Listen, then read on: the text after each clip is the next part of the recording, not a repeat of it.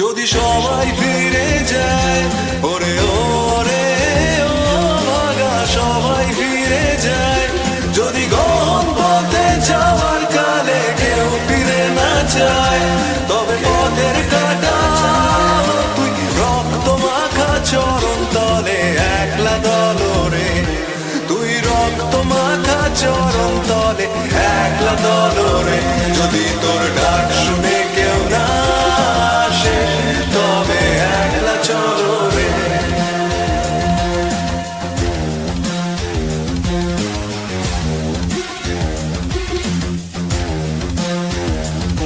যদি আলো না ধরে, ওরে ওরে ও ভাগা আলো না ধরে, যদি ঝড় বাদলে আধার রাতে দুয়ার দেয় ঘরে, তবে বজ্রানলে আপন বুকের পাঁজর জ্বালিয়ে নিয়ে একলা চলো রে, আপন বুকের পাঁজর জ্বালিয়ে নিয়ে একলা চলো রে, যদি তোর ডাক শুনে কেউ না আসে তবে একলা চলো রে।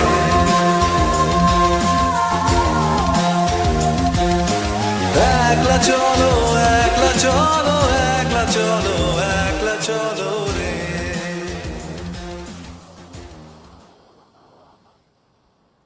Hi guys, thank you for joining the live stream. I hope the audio is coming fine. Let us know if it isn't. We have our long-time guest, Academic Man, back with us. Thank you, Academic Man, for joining the podcast today. Yep. So we are going to discuss a very strange phenomenon going on, which I find pretty strange personally, at least. So there are a bunch of non-left news analysis YouTube channels propping up in Bengal every day in Bengali. Now, some of them are garnering insane numbers of views within a few hours. Some of them have insane numbers of even subscribers. And I think the biggest of them all is a channel called Arambagh TV, run by a nationalist Muslim person, a very experienced journalist, Shafiqul Islam. Now, that person has about 1.75 million subscribers. And that, I think, must be taken note of with utmost care and interest, because the biggest non-left YouTube channel, news discussion YouTube channel is probably, in India, is probably Jaipur Dialogues. And they have just about 2 million subscribers. I think a little over 2 million. And their audience base is... Sorry? How much does Ajit Bharti have? Way less than 1 million, I think. I think about 700-800,000 subscribers. देखना पड़ेगा. ठीक है, मैं देख रहा हूँ side में. Yeah. Check them out. We will compare them as well. Now, Jaipur Dialogue has more than 2 million subscribers who comprise all the remotely Hindi understanding audience, non-left audience of entire India. And on the other hand, a lot of NRI audiences as well, all of whom listen to Jaipur Dialogues. But how is this just one vernacular language journalist, then Shafiqul Islam from Arambagh TV, garnering 1.75 million subscribers? And he gets views like 1.5 lakh at minimum on every video within like 3-4 hours. Who are these subscribers? I guess a major chunk of those 1.75 million that Shafiqul has, they are probably viewers of Jaipur Dialogues as well. But there are, I'm sure, definitely a lot who probably don't watch Jaipur Dialogues. And there are other significant Bengali non-left news analysis channels that we will also discuss today, who have gigantic amounts of subscribers. But mainly, how is Shafiqul? And since he's a nationalist Muslim, it's more interesting and probably therefore more significant that why does he specifically have 1.75 million subscribers, and which is the highest among all these people. Okay, Bongo TV is another one, 955k. Ajit Bharti 710k. But to be fair to Ajit Bharti, this is not his first channel. He let go of that other channel, Do Politics. He had garnered so many channels and then restarted Ajit Bharti, therefore lost all the subscribers there. That's why, kind of. But you have to take into account again the fact that these are national channels. Like, these are Hindi channels, so they appeal to people in most states in India, including many people in Bengal, right? And plus NRIs. Yeah, plus NRIs. So, wo sab mila ke, that's money huge. And I saw Sham Sharma, he has 2 million. So that Sophie is almost near 2 million. No, but Sham Sharma's 2 million is big fruits of his labors for so long. He has 2 million just because of that, because his views don't justify the 2 million subscriber count. Most of his audience doesn't watch his stuff. Exactly. So how then? What's this tricky silent majority thing or brewing revolution going on in the seedy underbellies of Bengal's fascist YouTube channels, Hindutva fascist YouTube channels? Michel Foucault, who wrote many books, yes, always said that power is productive. Okay. So typically the view is power is a unidimensional thing, right? Unidirectional thing. Like you have power over me. You can tell me that you have to do this and I'll have to do that. But Foucault बोल रहा है कि इतना simple भी नहीं है. Okay. Why is it not simple? Which means that if you tell me that academic man, please don't think about elephants, the first thing I'll think about is an elephant, right? Yeah, you hear the word elephant and you're on the way. Exactly. And so think about it. So for example, in medieval Europe, when you couldn't even take baths commonly, a lot of baths because you would expose your body, including to yourself. That kind of crap the church was pulling back then. So at that time, eventually what happened is that created a lot of erotic kind of imaginations for what was beneath the clothes. Okay, that led to different kinds of art and stuff. And there are Foucault has books like History of Sexuality. Then he has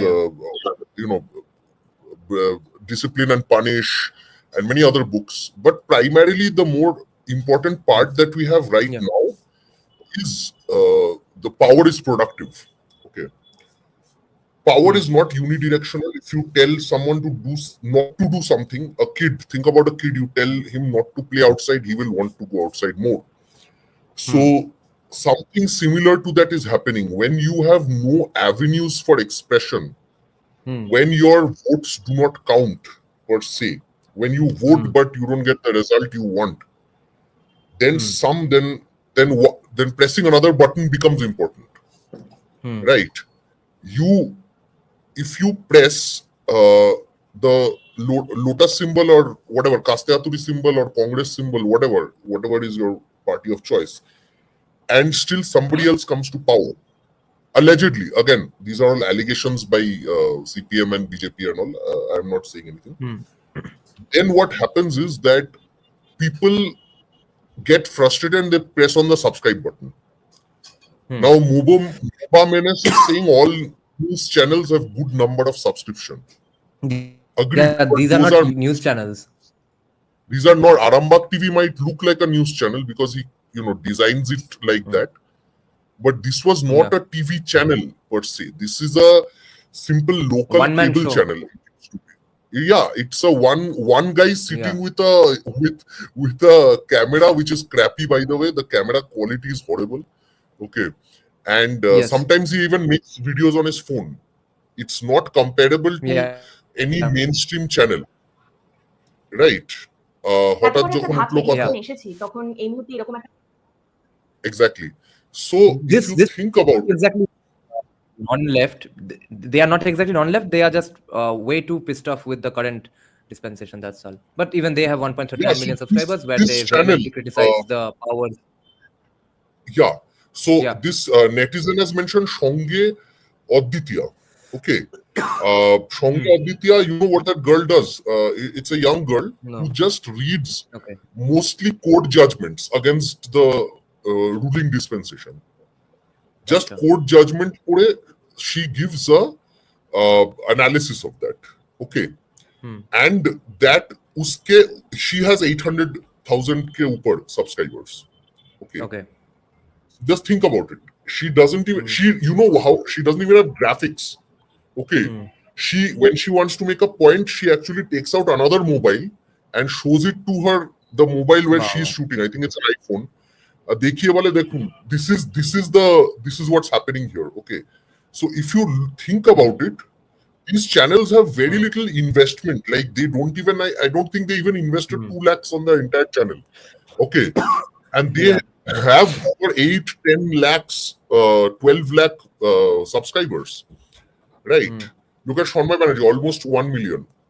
Now, the thing is, again, MOBA Menace is going on making very stupid points. Maybe Bangladeshi Hindu subscribers too. Yeah, there are Bangladeshi Hindu subscribers as well. Yeah, but how many Hindus are there? Bangladeshi Hindus are in a, like, they're more, their issues are not per se with the TMC, right? Yes. Anyway. They don't care all that. So, yeah, I mean, TMC ho ya kuch bhi ho, they will be more concerned with national news or whatever. And anyway, it doesn't matter. So let's go into a bit of what the comment section is saying. They're talking about Hotat Jokhon Utlo Kotha, communist. Yes. I don't know whether she's personally a communist, but she did bring Deepankar Bhattacharya on her show before 2021. The guy who is the head of the CPI ML. Sorry for calling you stupid, but I didn't. Yeah, anyway. So, CPI ML, who came up with the slogan, no vote to BJP. Okay, so that was 2021. Now you might think that, okay, she's a, communist sympathizer and all that. So fine, then why are we discussing her channel? Because if you see her content for the last 1 year or so, very little criticism of the BJP has come up there. Okay. Mostly, she has criticized the ruling party of state. Now, if you think about it, this channel changing its views per se, the public views of the channel, is essential because that means that a large section of the educated left, which follows her channel, is shifting its views. Because I don't just go to these channels, I also check out the comment section. Now, here's why I don't think they are bots mostly. If they were bots, I mean, what would explain so many channels doing so well? Matlab, bot kitne logo ke paas hoga? Maybe Sofikul has bots, let's say. Let's assume for argument's sake, Sofikul Islam has bots. So how are these other channels with horrible production quality? If you look at the thumbnails, I think CSK has way better thumbnails than, they are way better. And look at the quality of the thumbnails or anything. It doesn't reflect a lot of investment, right? Yeah. And still, people are so frustrated. They are watching, and not just watching. They are, commenting.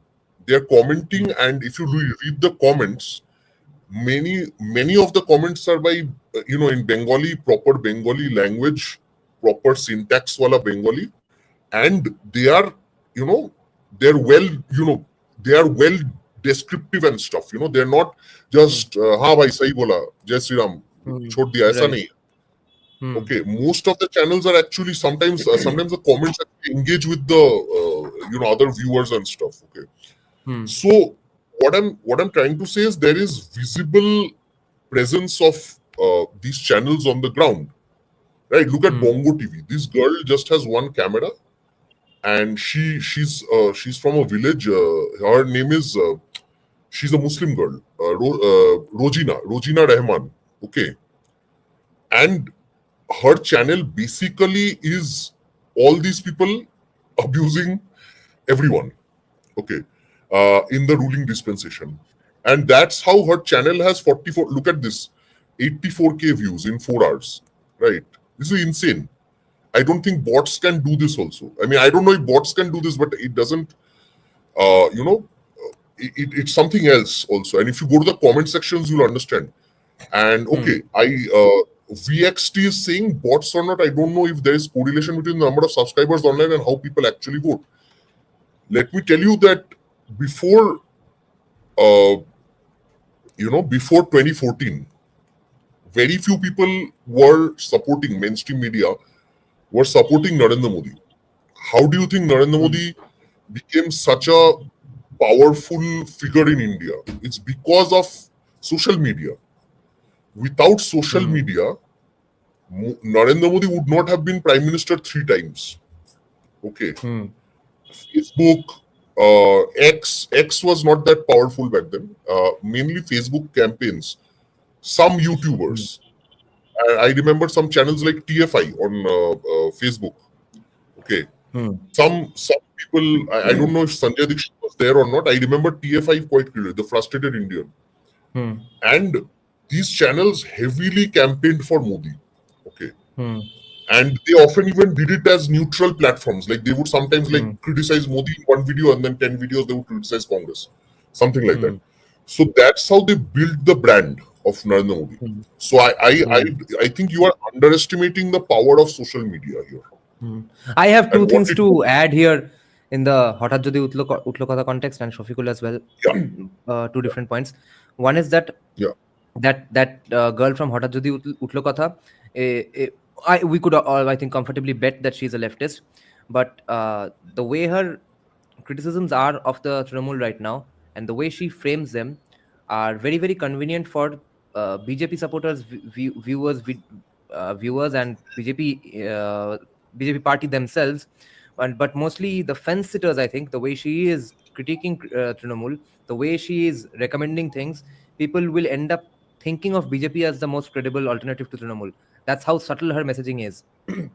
And I will absolutely bet that she is doing this knowingly. She is educated enough to understand that what her hints are towards, because she is expecting good things from BJP, whereas criticizing Trinamool, etc. She is never saying, see what a great man Shubhendu is. She's not saying, see what a great Hindutvadi party BJP is. See how many problems Hindus face today. Let's fight for Hindus. No, she doesn't get into all of that, obviously, being a leftist Bengali woman. But her criticisms of Trinamool are always that, look at what a horrible party this is. And her criticisms of BJP always is that, oh, are they even strong enough to counter this right now? Will they learn a lesson this time? Okay. Her criticism of BJP is almost verbatim of what the kind of criticisms our viewers and academic man makes against the BJP. That is the most fascinating part. And the thing about Shafiqul is,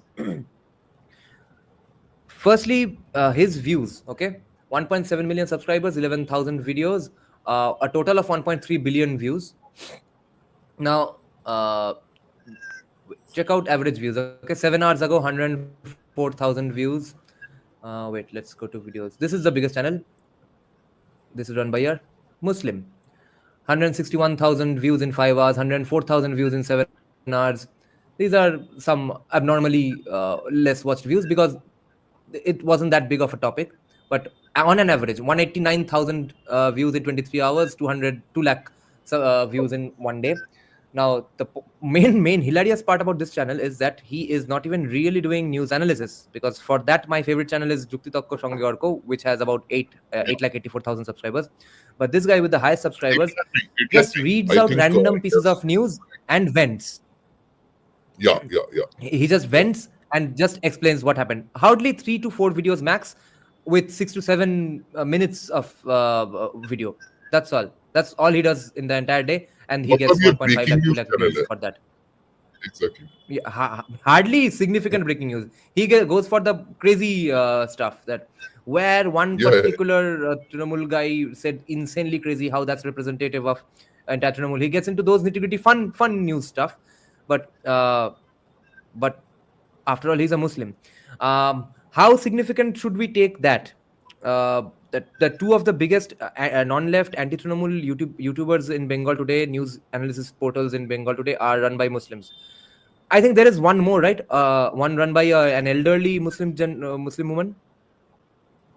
I've heard of one more. No, in her 50s, I think. One is Bongo TV, one is Shafiqul. I know this much. Like Arambag and Bongo TV. Okay. And they have a very similar format. And Shafiqul has another Muslim female journalist under him as well, right? Who recently also got some FIRs under her and stuff. No, that is Bongo TV only. These people are friends. Like if you think about it, like they have to stick together. Like जब एक के ऊपर FIR होता है, एक को police भेजता है notice, then other people get together and discuss it and stuff like that. Like like you will see, it's kind of like a Marvel MCU crossover thing happening.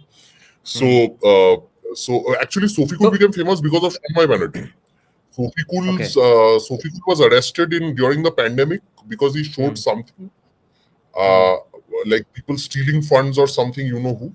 And then Shanmay Banerjee showed that video and said that this guy is arrested, and people started subscribing to his channel. Okay.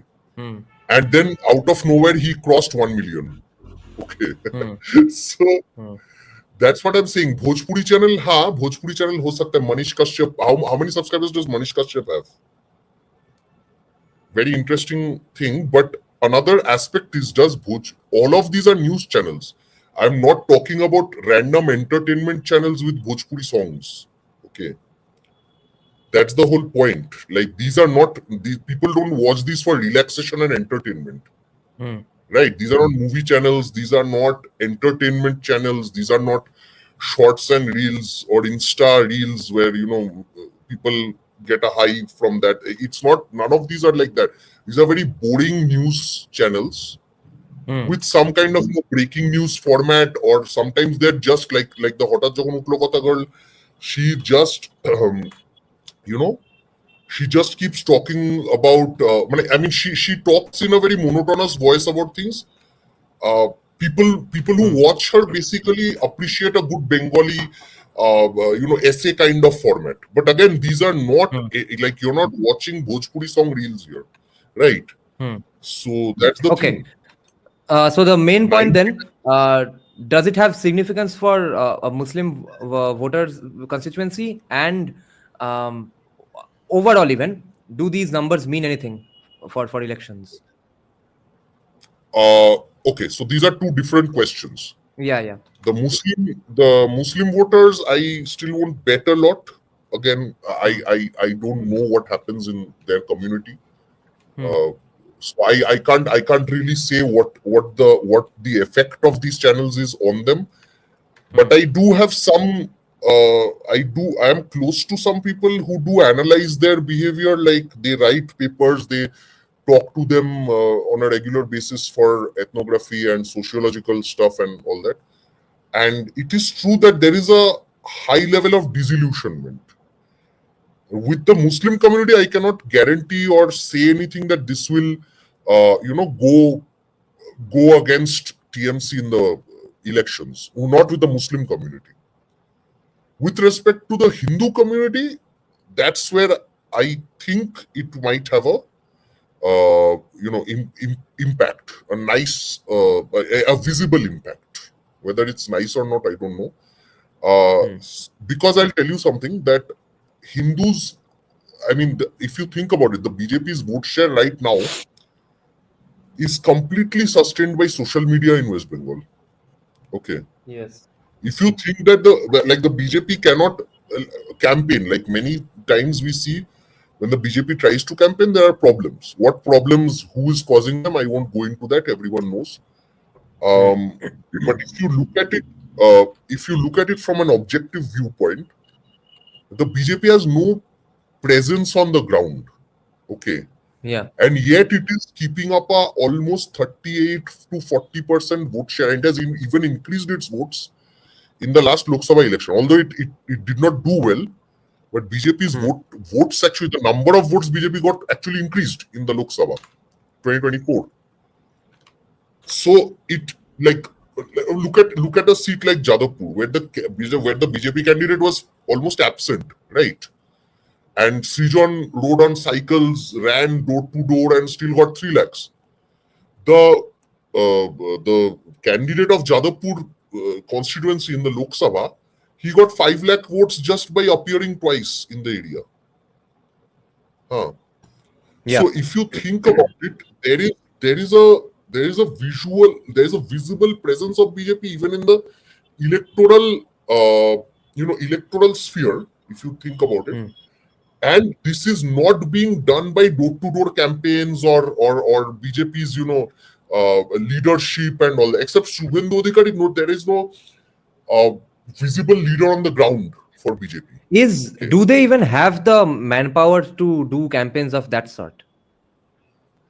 They can't, because not because they don't have people, they don't have supporters or people on the ground where like karyakartas, if you mean to say that. It's not that.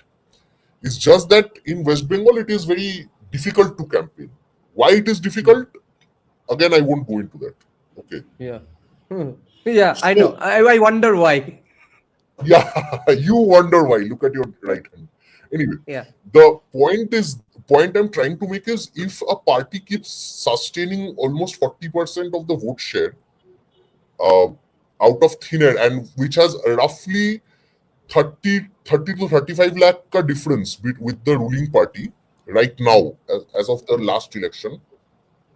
I think 35 lakhs is the difference between BJP and TMC. 35 या 40 hoga, I think. Anyway. So anyway, if we look at that aspect, then there is nothing sustaining the BJP's vote share. That's what I'm trying to say. And yet they have a significant electoral presence. How significant? Yeah. Out of the Lok Sabha seats, like they got 12 Lok Sabha seats, which is less than 2019. But if you count the Vidhan Sabha seats, then they got over 95 seats in the Vidhan Sabha. And some Vidhan Sabha, like if you break down by Vidhan Sabha, and some Vidhan Sabhas, they have around 10 to 15,000 votes. That is like 60 Vidhan Sabhas. Okay. Matlab CPIM, TMC has 10 to 15,000 votes more than the BJP in some Vidhan Sabhas. Even less, like 10 se bhi come, like maybe 5, 6, 7, 8, 10,000. Okay. So that's the whole point. That's what I'm trying to say, that without social media, I don't think BJP would have sustained this vote share. Yeah. It's very interesting. And if you cut down the demography of Bengal, then it becomes even more interesting. I'll get into that a bit later. Yeah. I have two questions about two specific people. One is a nice comment here from Doipan Bhattacharya. He's saying Shankar Ghosh is trying to be the next Shubhendu, which is good, but still not good enough. What do you think of Shankar Ghosh? Shankar Ghosh is he's a dynamic leader. He knows North Bengal quite well. He will probably be, if tomorrow BJP comes to power, then he probably will have a great ministry and stuff like that. Yeah. Whether he's effective or not, North Bengal mein BJP doesn't even have to fight to be effective. That's the whole point. Like BJP's almost entire stronghold is right now in North Bengal. How did that happen? Why specifically North Bengal happened? So there are a lot of views on this. One view is that North Bengal feels severely underdeveloped. Like there is not a lot of money going to North Bengal. It feels like मतलब जो same logic है South India का, that we pay taxes and we don't get the tax back and stuff. It's the same basic logic that we pay taxes, but nobody gives a shit about us in South Bengal. That kind of thing. And the roads and stuff, I don't even have to tell anyone. Like if anyone lives in West Bengal, they'll know what the status of roads, hospitals, schools, all that stuff is. Yeah. Libertarian the Party next question, we will take DS's question a little later. There's another important point about that non-Bengali guy, Arjun Singh, who has joined Trinamool and BJP about 2-3 times. Now he's in BJP, but he said something very fascinating 2 days back, that in Bengal, what you have said on our podcasts countless times, that in Bengal, he said that our party is a little vegetarian. He literally said that BJP is a little vegetarian. And I know. I saw that kind of politics doesn't go well in Bengal. We need the other stuff, okay? And that's what we have always agreed upon. And so, tying together Dhumketu's comment here and DS's comment here, tell us your thoughts. Muscle power will not be enough, because then TMC will play victim card. This is the fun thing, victim card to nahi chalega aur. That much I can tell you. This is the thing about victim card. There is only, and women card jo hai. So if you recall what happened in the last few months, Shomik Bhattacharya, who was the state president of BJP, the moment he became the state president, some woman accused him of something. Okay. And then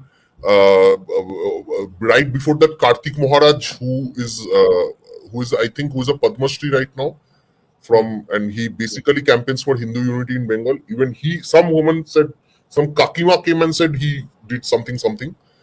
And before that, the governor of the state, even some woman said something. Okay. Now the funny thing is, after I've been watching the reactions, okay, very interestingly, nobody seems to believe this stuff. Okay. Except with the exception of one person. That one person got screwed recently with a video. But if you accept that one person, and because that one person has no support within the BJP supporter base right now, if you see that card has completely, like, it's not working anymore. Like when Shomik Bhattacharya was accused, nobody even raised an eyebrow. Right? Nobody said anything. Like, nobody was like, oh, this man is bad. Nobody even said that. Like, people were like, abhi to ye power mein aayega, iska to hoga hi. So people are expecting that if you're a man and you assume a position of power, next day you will have a woman saying something. Okay. Ye common ho gaya West Bengal mein. This is very weird. Like, earlier people used to believe any woman said anything, people used to believe. Nowadays nobody believes. So that means there is something has happened in the last few years where I think the same thing has happened too many times. Like, it's the boy crying wolf right now, right? How many times did you cry wolf? Yeah. And that has a cascading, that law of diminishing returns. Now, if you look at the Lokhir Bhandar vote and stuff like that, now, Abhaya case, it's very interesting. People, and these are Calcutta people. So, I in my opinion, if Calcutta people are the most, like, stupid people when it comes to voting. Okay, they change the last, like, the entire West Bengal will change, and they will change at the last moment. Okay, even if they don't, it doesn't matter. But Calcutta, the women have been saying, "Oh, Calcutta used to be safe. Now it is no longer safe. This and that." Okay. I see. So certainly the Abhaya case has had a bit of an effect. Sandeshkhali and Abhaya together, that has, these things have shifted the perception. Although I didn't believe ever when somebody said West Bengal is the safest state for women, I used to laugh. But that was our thing. Like, that was something like a skeptic like me, a person who studies society for a living, I can say that. But people who are random, like people who just do corporate jobs, okay, who have nothing to do with politics, even these people are saying that, oh, Calcutta is no longer safe. West Bengal is no longer safe. Okay.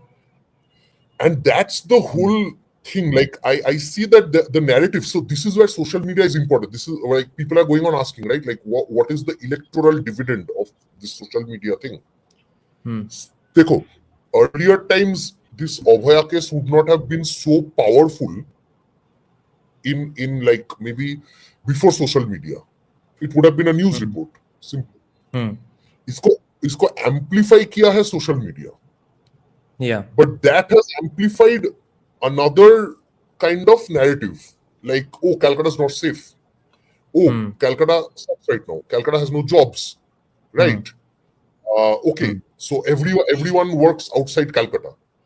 Earlier, people didn't believe that. People were like, oh, Calcutta is great. Like, I don't know, like, Gujarat se bhi better hai and all that stuff. People are no longer saying Kolkata ke Gujarat hote debo na. Okay. Because they know that many people who say this actually work in Gujarat or Maharashtra. So that is why I'm saying that social media certainly has an impact. Now, a lot of people here are saying that, okay, there's a guy who's going on saying Bhojpuri channel mein ye hai, Bhojpuri channel mein wo hai. That's all fine. You know something common between Shanmoy Banerjee, Sofikul Islam and Manav Guho and Plabon Bishwas? You know what's common between these guys? They all have countless FIRs against them. Yeah. Yes. They all went to jail. Okay. Yeah. And that's right after that, their channels blew up like crazy. Okay. Yeah. Like Sofikul did not even have 30,000 subscribers. I don't think even 10,000 subscribers. Okay. I see. And if you see, right after he went to jail, when Shanmay Banerjee started actively campaigning for his release, his channel blew up like crazy. So that also, it's not like I said, it's not a random Bhojpuri reel channel, okay, or some movie channel or something, or song channel. These are proper, like, they're treated as revolutionaries, if I must use that term. They're treated as like pehle log jail jate the na, like, and you would fight against the British government and go to jail. Yeah. And then, if you came back, people are like, okay, even if you went to jail, then it's not a bad thing because you did it for your country, right? That's what I'm trying to say, that these people are not really just YouTubers, because the content they provide sometimes is very average or below average. Like, they don't have any new narratives, they don't have a lot of graphics, they don't even have good cameras sometimes. Like, if you see Sofikul's camera, it's horrible. Okay. And yet they have a huge following and people are like behind them, basically. So that certainly has an effect. There is one other small demographic that is, I think, coming up in favor of BJP, albeit secretly and probably without any significant electoral consequences, but I think we should talk about them. There is a section of educated and well-placed, well-earning Muslims in Kolkata who are from those 3-4 generations of Muslims who have stayed in West Bengal or Kolkata. A lot of those families, some I know personally, are secretly voters of BJP these days. Why is that happening, do you think? And do you take that demographic seriously? Do you think it has any consequence? Do you even believe that there exist such people? First, can you highlight Aaron Coder's thing, and I'll get back to that. The second last comment here. One. Number two is I'll get back. Yeah, we'll have to discuss. We'll have to discuss Anirban as well. What did you think of that act, etc.? Go ahead. Yeah. So here's the thing. With regards to the peaceful community, I can't say for sure they will vote for BJP, even if they are pissed off. Obviously, nobody can say that. But I will say this, that I know someone, an academic, a professor, who is basically kind of like an intellectual guy who's associated with ISF, Naushad Siddiqui. And Naushad Siddiqui has been basically campaigning for BJP in the last few months. Why I say he's campaigning? He's not saying vote for BJP. He's not saying that. Yeah. So जब SIR होगा, SIR when the SIR thing came up, so a lot of Muslims were really scared. They're genuinely scared. Why they are scared, I don't know. Anyway, so that is not for us to discuss. What I want to tell you is, Naushad Siddiqui went around telling them that our SIR to happened in 2002 as well. Okay, so what happened? Kya hua? You guys got kicked out? No. So SIR hona do. You take out your papers. I'll help you. He said this. Naushad Siddiqui, yes, there is a video. Sofikul and all showed it. I see. Okay, he went around saying that SIR to hua hai pehle. Nothing new. Nobody will kick you out. You are Hindus. You are Indian Muslim. Nobody will kick you out. Holy shit! Fuck.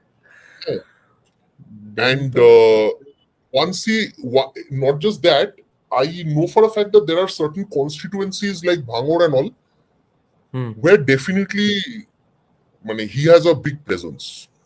Okay. And not just Bhangor, I think even outside that right now, South Bengal, he has a big presence. Now, I don't know what's happening in Malda and Murshidabad, but in Malda and Murshidabad, a very interesting thing about Humayun Kabir has been saying that if we will vote for Muslim candidates only, so if an area is Muslim, and if any party, including the TMC, gives a Hindu candidate, we will not vote for that. Okay. Yeah. This is a very interesting statement, because no matter how much we think about, whatever we think about West Bengal, even if the population is Muslim, dominantly Muslim in some areas, some like the MLAs and MPs sometimes are Hindu. Okay. So let's see what happens. And honestly, it's not a question of trust. So a lot of people in the comment section will say, oh, can we trust Sofiqul Islam? Oh, can we trust Naushad Siddiqui? No, you don't have to trust anyone. Not even BJP leaders. You have to trust nobody. You have to trust people's ambition. Whether people are ambitious enough right now, what their ambitions are yielding. Like today, a CPIM supporter or a CPIM supporter wants some power, some degree of power. Naushad Siddiqui, they want power. They are young. They want power. But they can't get power as long as there is a proxy party which gets all the Muslim votes. They know very well that the demography of West Bengal is such that there will be a huge there will be a large number of MLAs and MPs who will be elected by Muslims. But even then, because of the TMC being in power right now, these people are not in power anytime soon. But if the BJP comes to power, they can be an Asaduddin Owaisi. They can be a Ajmal, Badruddin Ajmal of Assam. Like Assam mein kya hai? Congress is basically non-existent right now. Congress main fight hai between AI, Badruddin Ajmal ka party and BJP, right? So that aspect might happen. I'm not saying that we can trust anyone. It's just this is how I read it. Having said that, go on. Yeah. About Muslim voters and BJP, so it's very interesting. Like when BJP first started campaigning in West Bengal after 2014. So in 2014, BJP had 17% of the vote share. Very interesting. So without any I think they had two MPs, one in Asansol, Babul Shukriya, and one in North Bengal, in Darjeeling seat. So they had two MPs, BJP. They had 17% vote share. Okay. Yeah. 2016 mein that went down to 10%. 2018 panchayat election mein violence ke baad it came up to 40.3% or something. Okay. And then it has hovered around that 38.5 to 40% region. 2021 and then 2024. Now, having said all that, if you look at it, in 2016, when the BJP was campaigning kind of half-assedly, okay, a number of people who got checks from Amit Shah, there are still pictures, in Birbhum, they were BJP supporters and they were Muslims. Yeah. Like ekdam topi dadi wala peaceful, okay. Yeah, they got beaten up and murdered and stuff and paraded naked, right? Yeah, something like that. And what happened is and they picked up BJP flags because they realized CPM is done. They were former CPM Muslims. Yeah. Yes, and they all joined BJP for a few, I think, years, 1 or 2 years, and then they realized, acha NRC hone wala hai, and then they all went to 2019 ke baad they realized like, oh fuck, NRC hoga, and then they ran to TMC, and okay, that's logical. But that's what actually happened. So it's not like there were no Muslims who were supporting the BJP. It wasn't like that. It's just tactically they voted for TMC, right? For the last few years. Now the problem is that TMC ko vote to dal rahe hai, but they have certain aspirations that are still not being fulfilled. Because Naushad Siddiqui recently went on Republic Bangla and said that if you see a Muslim in Gujarat, he is rich as fuck and West Bengal Muslims are poor as fuck. Okay, he actually said this. Compare per capita income of Muslims in Gujarat and compare per capita income of Muslims in West Bengal. Okay, he says that. He says that openly. Okay. I see. So I won't I'm not saying they will all en masse go and vote for BJP tomorrow. But I'm saying that the 95% Muslims voting for TMC, that thing is not so sacrosanct anymore. That's what I'm saying. Now, we have to take this question as well. A friend who resides in Balurghat tells me that there is a pact between TMC and BJP. Is there any truth to it, or is it a narrative spun by TMC to brainwash people into believing that they are invincible? What about this local BJP people collaborating with TMC everywhere? हाँ वो है. That is Not there everywhere, since obviously. 20. There are Not places. everywhere, but it is certainly Yeah. there. Yeah. It will exist. It will exist. But remember one thing. Here's the funny thing. This is why I don't say BJP needs a lot of সংগঠন, lot of organizational structure and all. People see if organizational structure won you votes, okay, won elections all the time. In Bengal, it is a different matter. I'll get to that. But if organizational structure was everything, then the CPIM would never have lost any votes. Okay.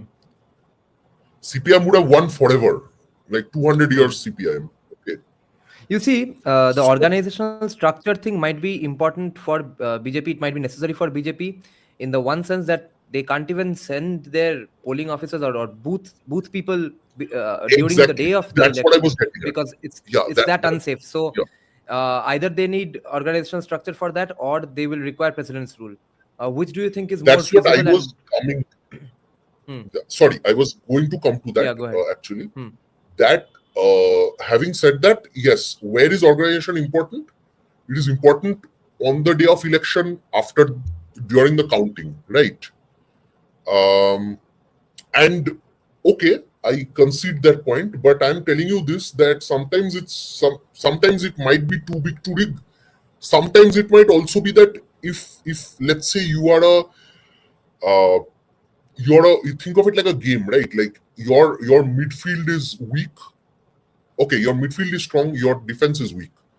So what do? You keep passing the ball between midfield and forward, right?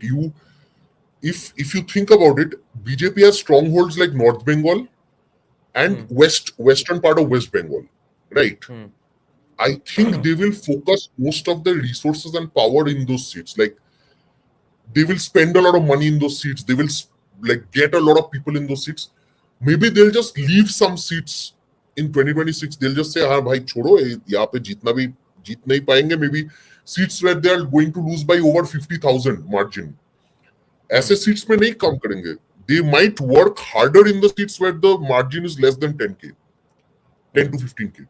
Okay. So in that sense, I think there might be a allocation of resources based on seats. और एक बात और है कि narrative is also important. This is where social media again comes in. Like, okay, you get Lokhir Bhandar, you get this, you get that, whatever, and it's still sometimes again like I keep telling you, like, and you have said as well, like toilet बना के 2019 में vote मिला, but 2024 में vote नहीं मिला toilet बना के, right? So toilet and Kunnasri and Lokhir Bhandar, all this stuff have their limits of. They have a law of diminishing returns. They can't keep giving you the same kind of electoral benefits forever and ever and ever, especially with inflation rising. Or एक और funny thing happened with Modi reducing GST rates right now. West Bengal is screwed. Okay. West Bengal is screwed as fuck. I'll tell you why. Because West Bengal is one of those states where manufacturing is so less that it depends on GST. Matlab, the state earns through consumption primarily. Now imagine if the consumption taxes are low, imagine what will happen. Are you saying therefore the GST that has increased in the sin areas, cigarettes and stuff, and luxury goods, it has increased to 40% from today, I guess, or in the coming few days? I heard that. Will that force people to decrease smoking and stuff? Only then will the West Bengal government be affected. No, I'm not saying that at all. I'm saying basic stuff, right? Like you buy food, clothes, shoes, whatever, TV, fridge, electronics, mobile, laptop, whatever. All of that has decreased. All of that has decreased, or just health? All of that has decreased. You have to check the GST slabs. I think the finance minister released it. I think Okay. I haven't gone through it entirely, but as far Okay. as I saw, that a lot of other consumption items, like stuff that normal Okay. people like you smoke, so you got fucked, Hmm. but I don't smoke, so I didn't get fucked. Yeah. Right? It's like that. Okay. And Yeah. most of the food and this and that, clothes, whatever you can think, Hmm. have gone down, including Yeah. some of But them have been 0 or 5 or something like that. and West Bengal has a huge revenue collection. West Bengal government has a huge revenue collection from specifically cigarettes and alcohol, and they have gone up to Cigarettes and 40%. alcohol, no, वो तो है, but And that will be uh, interesting to watch. Do people decrease their consumption, or do those 40% GSTs now get collected by West Bengal? no, it's not like within a year or two. Let's say right now there are 100 people drinking alcohol, and okay, even like what used to be the rate before, I have no idea. Like alcohol I पे don't know. कितना rate हुआ है, I have no idea. मतलब what used to be and what is now, I have no idea.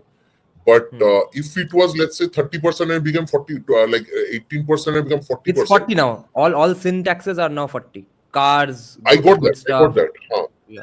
It's all 40. Car भी expensive कर दिया क्या? लेकिन No, ये तो लिखा है no, तेनों good का cars. गंजा, हाँ हाँ, मतलब ऑडी वो सब, Yeah, मतलब at least luxury you and cars. me don't have to bother about all that. Now Yeah. what you and I have to bother is, মানে যেটা কমন লোক সেটা হচ্ছে সিগারেট আর মদ, right? Yeah. Can somebody in the comment section tell us what used to be the cigarette and alcohol ka taxes? 18 only. I think it became 40 from 18. 40 from 18, then yes, there will be Yeah. a increase in collection, but don't think that's a lot. Like, what is the likelihood that some, like, people buying food and clothes and compare that to alcohol, right? I don't know, like how will that transfer? But I'm sure the GST collections will go down a bit if so many goods are being like reduced. Then certainly it might go down. And unless everyone becomes an alcoholic overnight in West Bengal, I don't think मतलब इतना भी change होगा. Number one. Number two is somebody's been asking about Shuman Chattopadhyay's Bangla Sphere on this on the comment section. Shuman Chattopadhyay is, of course, if you ask me again who is trustworthy, I don't think anybody is. So that question is my answer is the same. But if you look at Shuman Chattopadhyay's videos for the last 2 to 3 years, Yeah. he has basically gone against the ruling party. Okay. And he has almost supported Shomik Bhattacharya and the BJP. Like in the last few videos, he actually said that Shomik Bhattacharya was right. Shomik Bhattacharya came out and said that Jyoti Basu voted for partition along religious lines. Which means that Jyoti Basu and Shyama Prasad Mukherjee voted for Bengal to be divided. Yeah. And Jyoti Basu had apparently written the opposite in his biography. He wrote that we never voted for partition. Okay. So first video he makes is, nahi bhai, Shomik Bhattacharya has lost his marbles. Shomik is wrong. Jyoti Basu in his biography, I keep forgetting the name. It's some nice sounding name. Kichu Kotha Mune Pore or something like that. He had written that we had voted against partition. So then 2 days later he comes out and says, no, I read the archives and I read it myself after that. They said, no, Jyoti Basu voted for partition. Okay. And then CPIM people went crazy. He actually made a video, the name of the video was Shomik was right. Okay. And he praised Shomik Bhattacharya. He was like, okay, I didn't know this. So thanks to Shomik Bhattacharya, I know this now. Right. And he's basically going on campaigning almost indirectly for BJP for the last 2 years or so. And this person, Shuman Chattopadhyay, just like Orkoprabha Sarkar from Juktitakko, Sange Gorko, and Hotat Jodi Utlo Kotha, these three people are the most significant. And although Orkoprabha Sarkar is almost openly a pro BJP channel right now, but Hotat Jodi Utlo Kotha and Bangla Sphere are more significant because they are not even actively doing that or overtly saying that BJP is objectively better. They are just critiquing one party for being bad and they are critiquing another party for not beating the shit out of the other bad party. That's an interesting critique which gets fence sitters. Yeah. Fence sitters get Yes. get convinced by these kinds of arguments, and especially coming from such speakers who give you that very, very well educated Bengal intellectual vibe. That's the most significant part. There, I think Bangladesh and this is a huge are change. very important. Yes, and this is a huge change coming from no vote to BJP. Matlab 5 years ago, they actually came out and said no vote to BJP. They didn't say it. Matlab, the people they were interviewing and shit, they were like, "Ha, no vote to BJP." But wahan se stance ye ho gaya ki almost they are saying no vote to TMC. They are almost saying that, right? By repeatedly, I mean, insulting the present government, they are going on saying that, right? So that is a visible change. And also I've noticed one thing, in Hotat Jokhon Utlo Kotha, I keep following the comment section there, because it's the comment section that I find more interesting than the videos themselves. Okay. So she made a video against Modi, but not directly like Modi kharab hai, aisa nahi hai. She was like, you know, cryptically abusing Modi, basically. Yeah, yeah, theek hai, but you know, he's not, he's fascibad, he's sab, Out of like 8-10 comments, 8 were abusing her. Okay.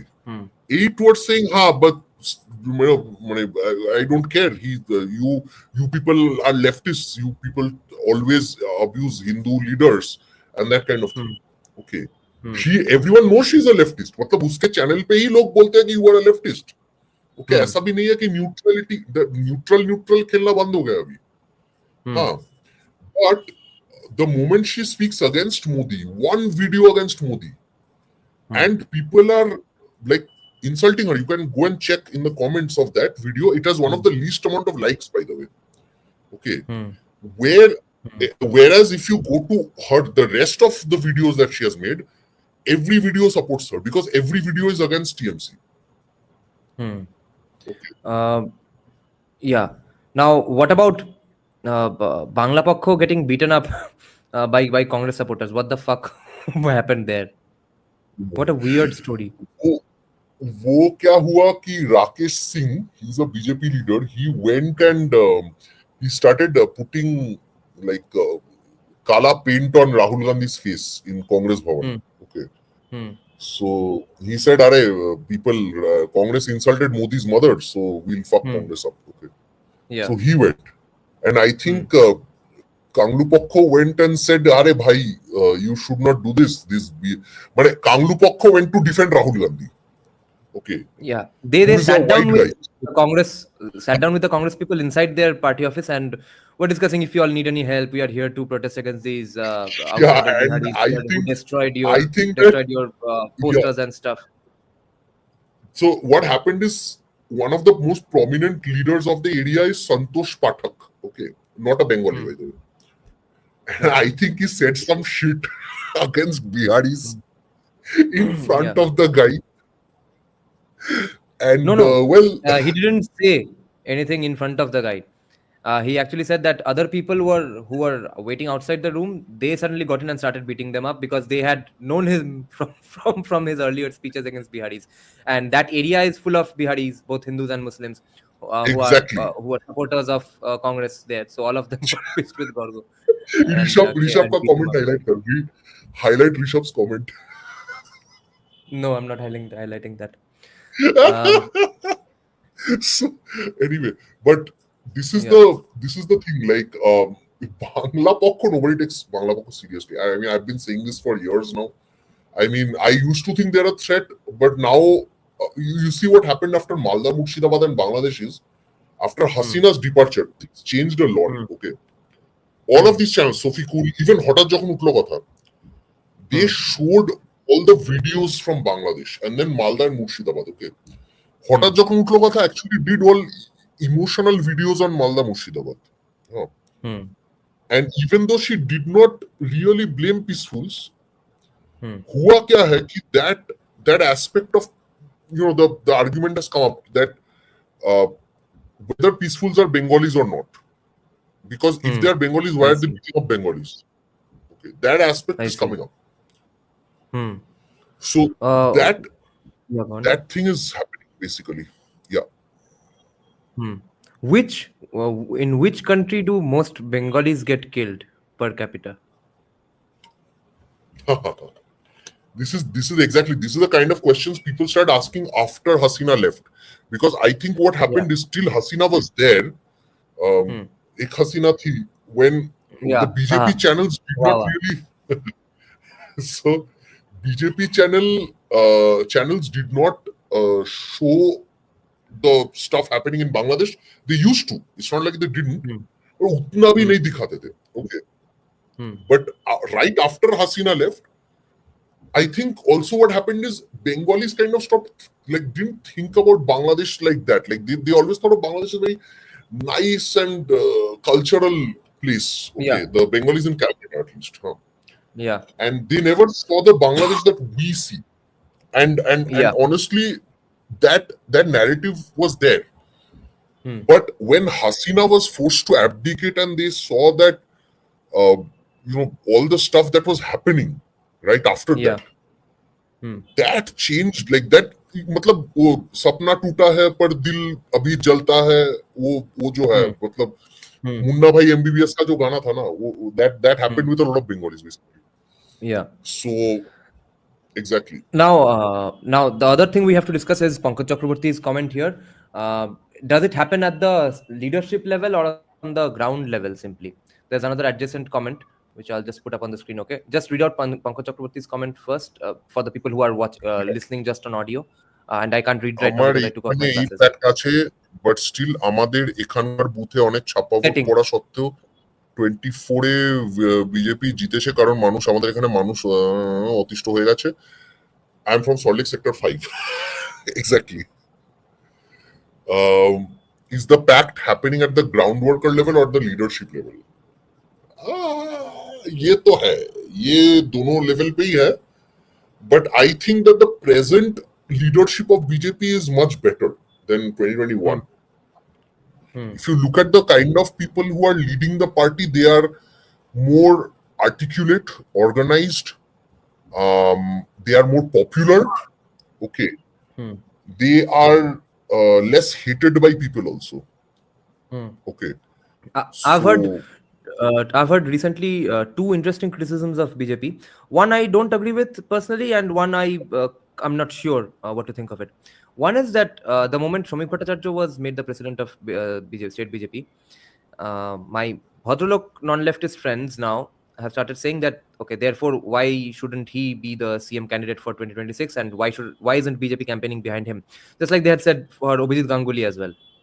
And we saw the moment Abhijit Ganguly came on the scene, just even body language wise, he was not of the same stature as Shubhendu, or even who was the previous president, Shukanta Majumdar. Now for Shomik Bhattacharya, therefore I think he has been brought in to woo the educated non-leftists of Bengal, and including mainly the Bhalo Kaku sections of CPM who remain, and therefore he is actively going on deflecting any criticism of CPM for now. So do you think that's a correct analysis? He was defending CPIM, man, and I like that. I'm not saying that's a bad strategy, because right now you need to block the CPIM votes, right? That's not a bad thing. So firstly, make the case why Shubhendu, not Shomik Bhattacharya.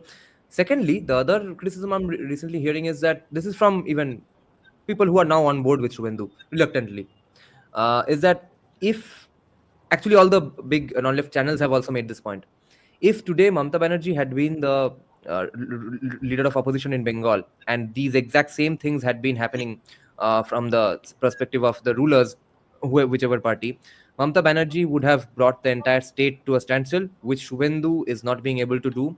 And mostly because it's only Shubhendu. I think only Shubhendu is not the problem, because Mamata was also only Mamata who was doing all those significant protests and stuff. But there is enough material today for Shubhendu to latch on to and bring the state to a standstill and create mass movements ground up from that point onwards. Why isn't Shubhendu doing it? Is it because he doesn't have enough manpower behind him, or is it because it's a vegetarian party, people around Shubhendu who don't have the balls to get beaten up as much as Mamta's backers had in the 2000s? Or is it because Shubhendu does not really, and maybe BJP has told him that we don't want to give the vibe of destroying the state's economy and stuff. We don't want to go to the Chakka Jam route like Mamata did just to come to power. Is it that? And why not Shomik Bhattacharya? These two questions for you right now. Can you just first highlight Rishabh's last comment? Fun fact: BJP lost most seats in Adhikari Stronghold 2021. ये एक बार रख लो. I will answer your questions. Okay. I'll answer this later. First, I'll answer your questions. Why would a person like Shomik Bhattacharya or Abhijit Ganguly, with due respect to them, absolute due respect, why would they matter in a state like West Bengal? Because if you think the Bhadraloks are still ruling West Bengal,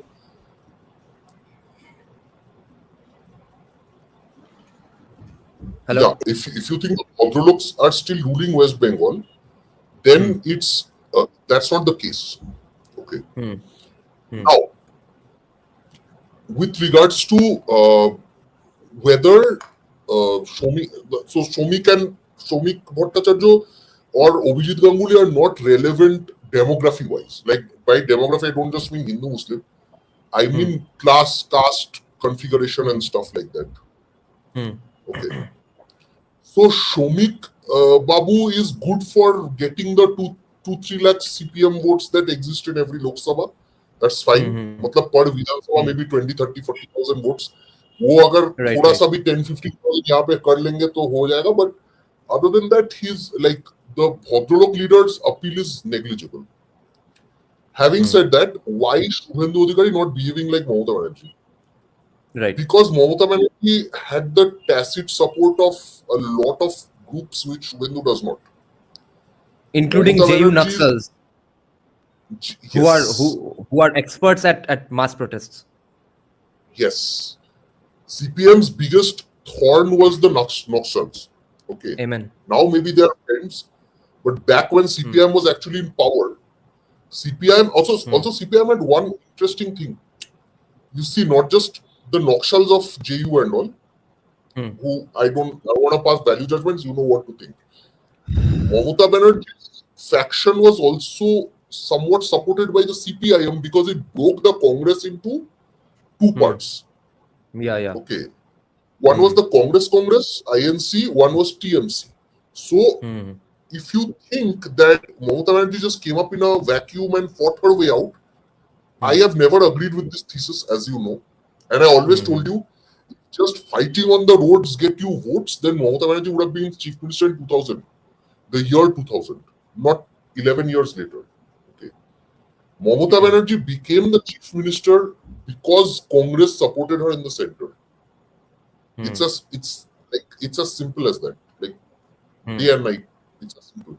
Now, why doesn't Shubhendu jump into the crowd and whatever? Because there's no point. That's the whole point. Like if I am able to understand this, I think Shubhendu Adhikari also knows that getting beaten up repeatedly every few days doesn't help your cause. Okay. It doesn't. And even if it works for a female politician, it can't work for a male politician. Yes, people have no doya maya here. People have no kindness in their hearts, no empathy, no sympathy. I'll tell you why. Every panchayat election, over 100 people die. Okay, they are killed. They don't die out of heart attacks. They are killed.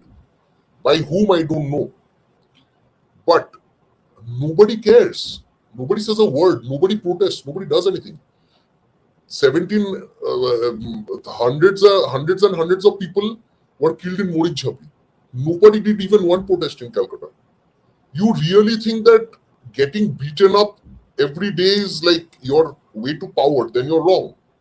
Then you have no understanding of how West Bengal people think. West Bengal people are used to violence, and getting beaten up is often not the answer. Okay. Because they'll just perceive you as a weak person.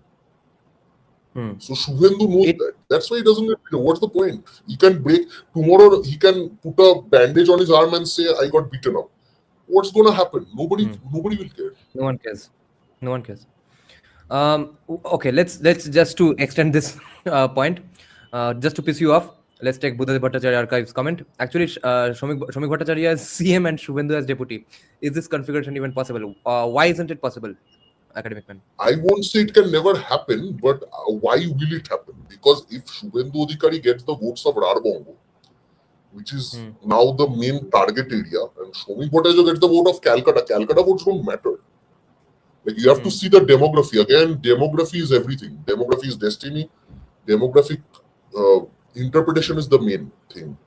Like, if the archetype of leadership, if I am to use that term, if you go back to the like 1980s and 90s, okay, you would see Calcutta leaders being appreciated in the villages. Matlab, if a Jyoti Basu or Buddhadev Bhattacharya gave a speech in Purulia, you would see a lot of people saying, ki bhalo, great educated people. Right now, you have Londia Nach in villages. Right now, the Bhadrang has no appeal. Right now, girls are dancing on the streets. That's what gets people. So, it doesn't matter. It doesn't. A person like Shomik Bhattacharya is great. He's a narrative builder. He's great at giving speeches. But Shubhendu Adhikari, when he says that Rahul Gandhi had a gandu, he calls the police chief Shorer Bacha, and he gets away with it. That actually appeals to people in the villages now. And 1956 balloons. Mr. Malda is saying, now, I have something to respond to this from my POV.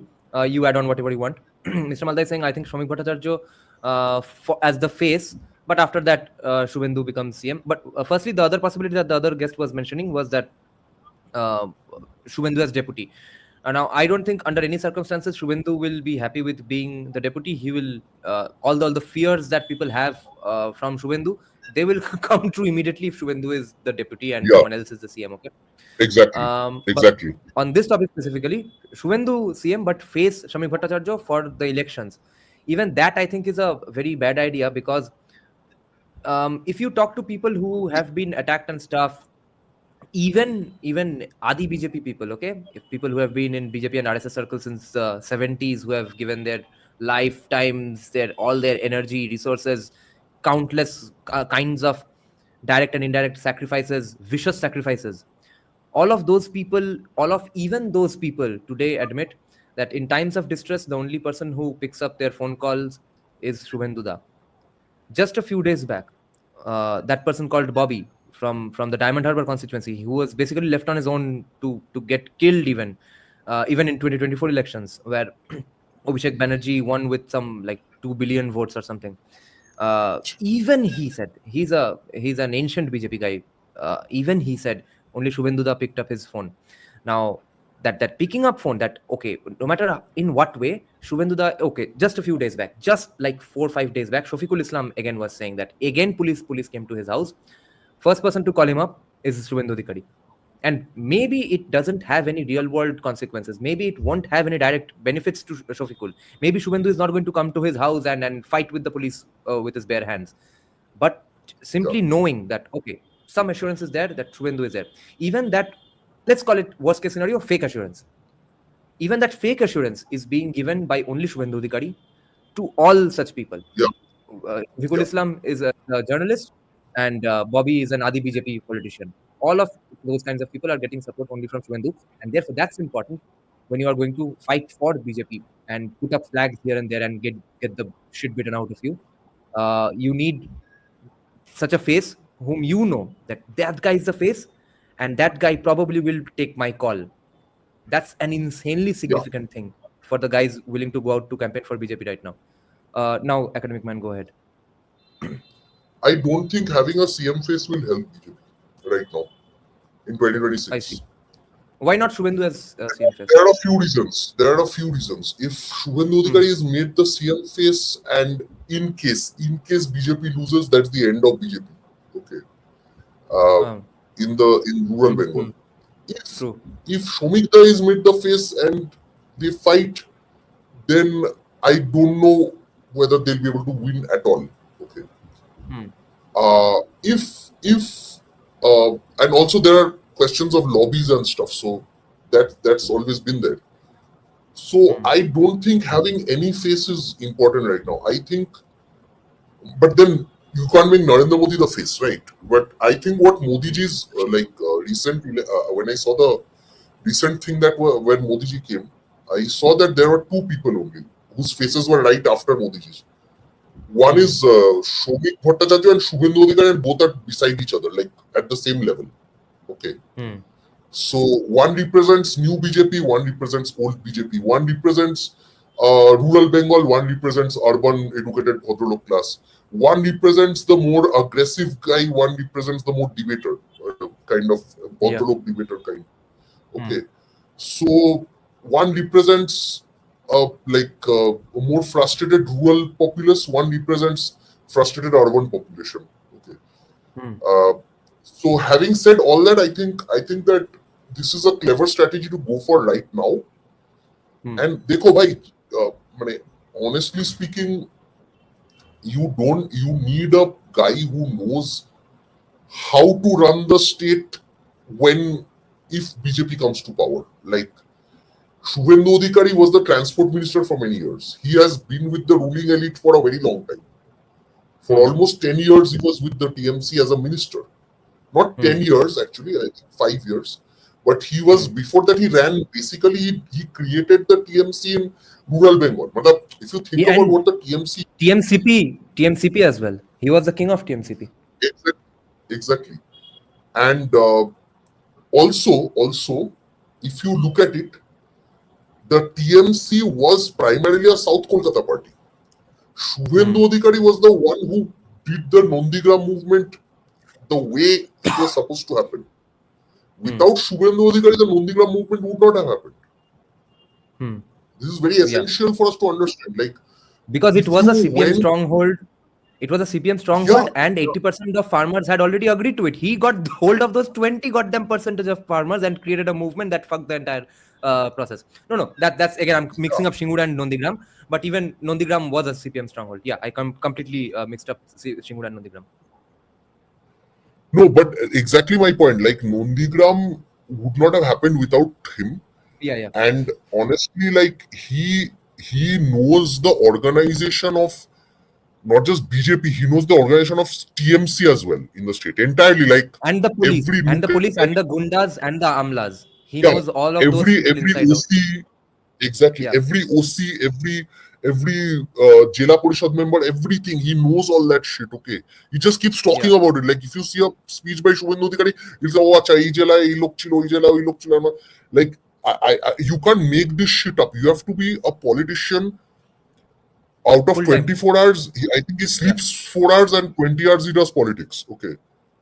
So something that he does is essential for you to run the state. So that's why I was actually looking at Rishabh's comment where he said that Shubhendu Adhikari, the Adhikari strongholds, BJP didn't do well.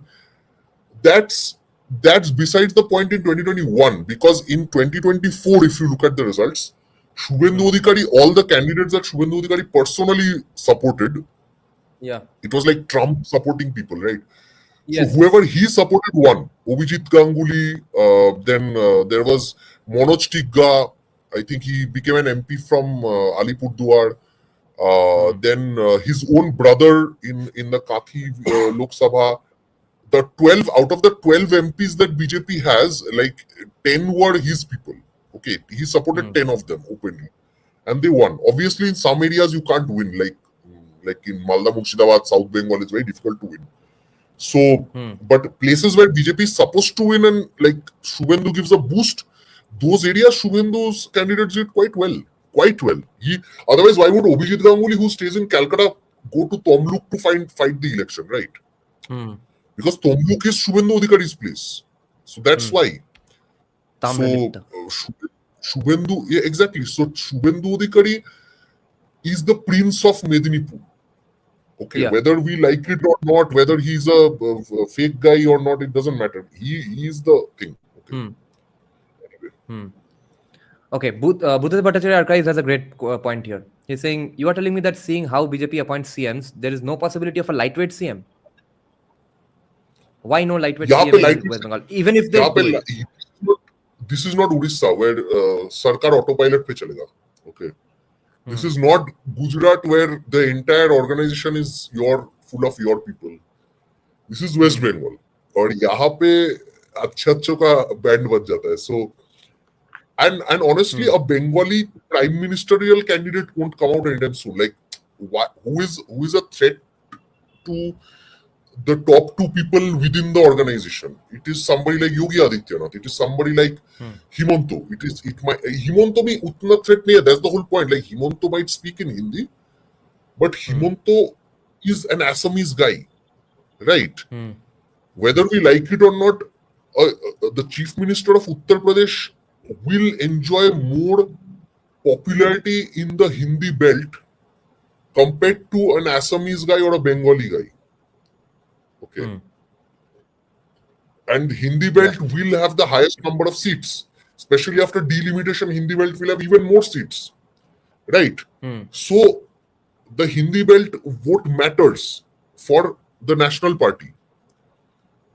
So, the prime minister cannot be somebody who talks Hindi with an accent. Right? Who says, "Hum to dekh lenga." It can't work like that. For a national party, which is why Congress has no more Bengali leaders. If you see Congress party, it has no Bengali leaders. Even the Communist Party, which is a supposedly national party, has Bengali leaders in SFI and shit. Okay, in Delhi, where the Bengalis run away for capitalism to get capitalist jobs, and then. If you look at the organization of CPIM and all that stuff in different parts of the country, it's mostly people like Kanhaiya Kumar. CPI se wo candidate tha. Are you saying Mohammed Salim is not Bengali? How dare you? Mohammed Salim is Bengali and he was the only CPM candidate who got Bengali. Matlab wo Bengali wo sab wo. I'm not going for the Bangla Pakho definition. I'm saying he has a Bhadralok look and everything. But there's a problem. Mohammed Salim contested from Malda. Why he contested from Malda, I don't know. He's not a Malda native. I don't know. So the CPIM, which believes in, I don't know, like Bengali identity over religious identity, makes a guy named Mohammed Salim contest from the Muslim majority seat in the state, right? Seats. And he gets 5 lakh votes. So that's not that's not a bad thing, right? But like, I have a feeling that the CPIM will slowly transform itself into, from a BBK party, it will eventually become a pro-minority kind of party. Okay, it will transform itself. I was just going to come to this question only. So therefore, are Mohammed Salim, Firad Hakim, Humayun Kabir, our library minister whose name I keep forgetting, are all of them gearing up to be the next biggest Muslim leaders in the state? And that's the spot that even ISF bros have to vie for, and even Abhishek Banerjee. Who do you think is coming out on top? I think there will be a fractured electorate in that sense. Like, South Bengal will be given to somebody, Malda Murshidabad will be given to somebody else. Where does Abhishek come in? Come into all these scenarios if let's say Trinamool does not win in 2026? And what is Abhishek doing right now, do you think? I can't comment on Prince. You and I love him. We have been accused of being his fanboys. So I don't know. He's a nice guy. I don't know. But he's been silent. After the Ovaya case, he's been very silent. That is very interesting. So I don't know why. First, finish the point. Who will be where? Who will be the biggest Muslim leading faces? Like I said, they'll probably give South Bengal to Naushad Siddiqui. When I say they, if again, if BJP comes to power, then the BJP might be the decider of who gets what, right? It's like a matlab area division type thing. Okay. So they might give South Bengal to ISF and North Bengal to Congress. They might revive the Congress miraculously. Okay. ऐसा हो सकता है. Right. Now, Ashok is making an interesting point here. He's saying even in Odisha, the lightweight CM is doing nothing. Law and order is getting worse. I can tell without a proper face or changes, BJP won't win Odisha. Likh ke le lo. That's always the problem with lightweight CMs. They don't have grip over their own state. Now, the thing I was going to disagree with you on is that yes, we know that therefore Shubhendu makes more sense in this context, but is top BJP leadership also convinced of that fact, or will they go for the lightweight again? देखो यही problem है कि nobody really can tell you what Amit Shah, Modi, Mohan Bhagwat, I don't know what, anyway. So Amit Shah, Modi, all these people, what they're thinking, I can't tell you, right? Like nobody can. And honestly, this is always, देखो body language से तो जो लगता है देसी Shubhendu as a very important guy. Because whenever Modi or Amit Shah comes to West Bengal, they like embrace Shubhendu, sit right beside him and all that stuff. That part is there. But whether this will again translate into him becoming chief minister or something, that is not something I can say with a lot of certainty. Okay. But in my opinion, if they repeat the mistake of Delhi and Odisha, it might go out of hand, because like I said, West Bengal is not for beginners, and if Odia people, which is not unheard of, like I heard many Odisha people actually complaining about the present chief minister. Now that's what I'm saying, like BJP is not the traditional ruling elite of this country. That's what they make a mistake. Like the Congress can put a stooge somewhere and get away with it, because the Congress is the dominant caste party. The Congress is the Zamindar party, right? The BJP is still the challenger party. It's like Rocky, right? BJP Rocky is still Balboa it's counterculture and punk rock, basically, being a right winger in India. If you look at this one, if you look at Rocky movies, right? Rocky जब भी थोड़ा सा complacent हो जाता है, कोई बंदा आकर उसको पीट देता है, and then he has to do like all the training and stuff, and then he goes and beats the guy. But that's the whole point. Like Rocky is not a winner. Him winning is like that one thing that happens out of nowhere. He's a underdog, right? BJP has always been an underdog, still is. So if BJP tries to be the next Congress, is very difficult. I believe it's very difficult. Like, especially in the case of a place like Odisha, where you have had a better chief minister. Matlab in Delhi, I can still understand, like, Arvind Kejriwal was a joker, but okay, he had still some presence. So if Rekha Gupta does decent work, I think she can get through. But Odisha actually has a very recent memory of Navin Patnaik. So that won't work in Odisha. May not. So I don't know. And in West Bengal, again, you can leverage, you can say, oh, TMC and CPM are horrible, so BJP can get away by being slightly less horrible. But West Bengal जो कुआं में है, वहां से निकलने, like if BJP wants to stay long term in power, they must have somebody who's strong. Even if I'm not saying कल सुबह को $1 trillion GDP हो जाएगा West Bengal का, but I'm saying that basically if the BJP has to do a Uttar Pradesh thing, then they have to get somebody who is like the Uttar Pradesh chief minister. Okay. You said something very important, that Bengal is not for beginners. I don't think that factor, I think maybe now has been realized by BJP central leadership, but I don't think they really understood the levels to which Bengal has fallen and the levels to which Bengal is not for beginners. Because like even the people we know a little bit in the upper ranks, even they still today even get surprised at the fact that how is RSS and BJP treated as the outsider party. These ideas were created by people who came from Bengal. If you get astonished at all at the fact that BJP and RSS is considered outsiders in West Bengal, it means you still have not fathomed the beast that West Bengal is. I think that unless it's common, obvious knowledge for you that yes, obviously BJP and RSS will be considered outsiders, and we know why. Unless it's that, we know that they're still only now realizing these factors. So, how much do you think BJP now understands this? Do they understand it to a safe level now, to the point that they will therefore have faith in people like Shubhendu and not weak lightweights? I think they have realized it. Otherwise, they won't do SIR and all that stuff. Like, SIR is officially by the Election Commission, so I shouldn't say that. But Jobio, if you look at that, then they seem much more serious in 2026 than they were in 2021. So that's the good thing, basically. Yeah.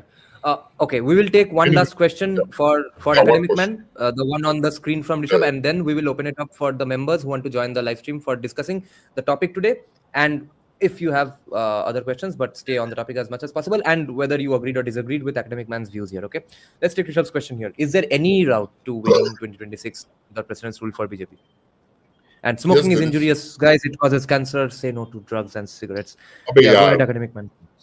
Man, अभी तेरे ऊपर 40% GST लगा दिया है. Anyway, so the last few, before it was 40%. A route to winning 2026 without president, yes, there is. If the BJP manages 130 seats, which is not as difficult as it seems. Okay, even with all the rigging and this and that, they got 95 seats in 2024. So, and with the present levels of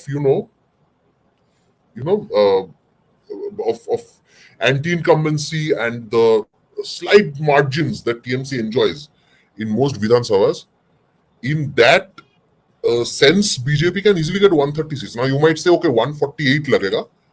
So Operation Lotus is then just a matter of time. That is my view. Without president's rule. Without president's rule, can booths be managed in places like South 24 Parganas? That's what I was telling you, that they will probably do targeting of certain areas, like certain Vidhan Sabhas. Okay. So there's no point in, for example, trying to capture a booth in Diamond Harbour, right? There's no point. But if you try, when I say capture a booth, I mean, have more people supporting you and stuff, organization. But it's better if you organize in somewhere like Purulia or Jhargram and or all these places, or Birbhum and Medinipur and West Midnapur and North Bengal and these places where it, it's easier for them to actually organize better and get more voters. Okay, then thanks, Academic Man. We'll see you in some other live stream. Bye. Yep.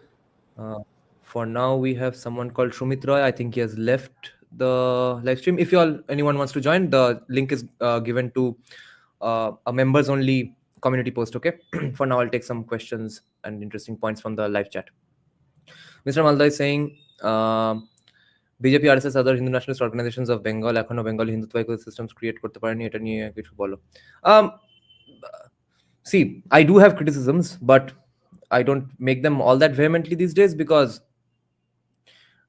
people have some legitimate arguments as well from people who are defending these people, that, well, we are getting there and there's insane amounts of political violence. So now we are doing a better job, etc. That's all. They have not been able to do it right now. We know there are efforts in play. They will get there probably when they win elections.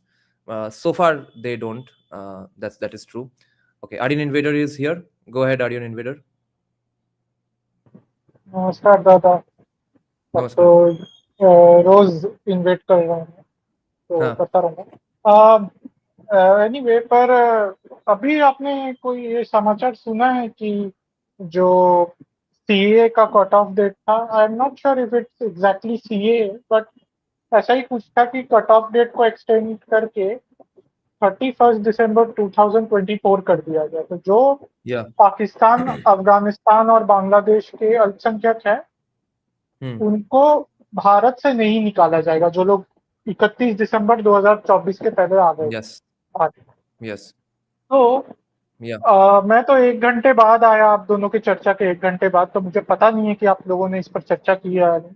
इसका No. आपको क्या बंगाल में कोई प्रभाव पड़ते हुए दिख रहा है, या आपको लग रहा है कि भाजपा अब थोड़ा सा इंटेंट दिखा रही है कि हम बंगाल पर भी प्रभाव डालना चाहते हैं अपनी नीतियों से, जो पिछली बार I कहीं ना don't कहीं चूक गए थे?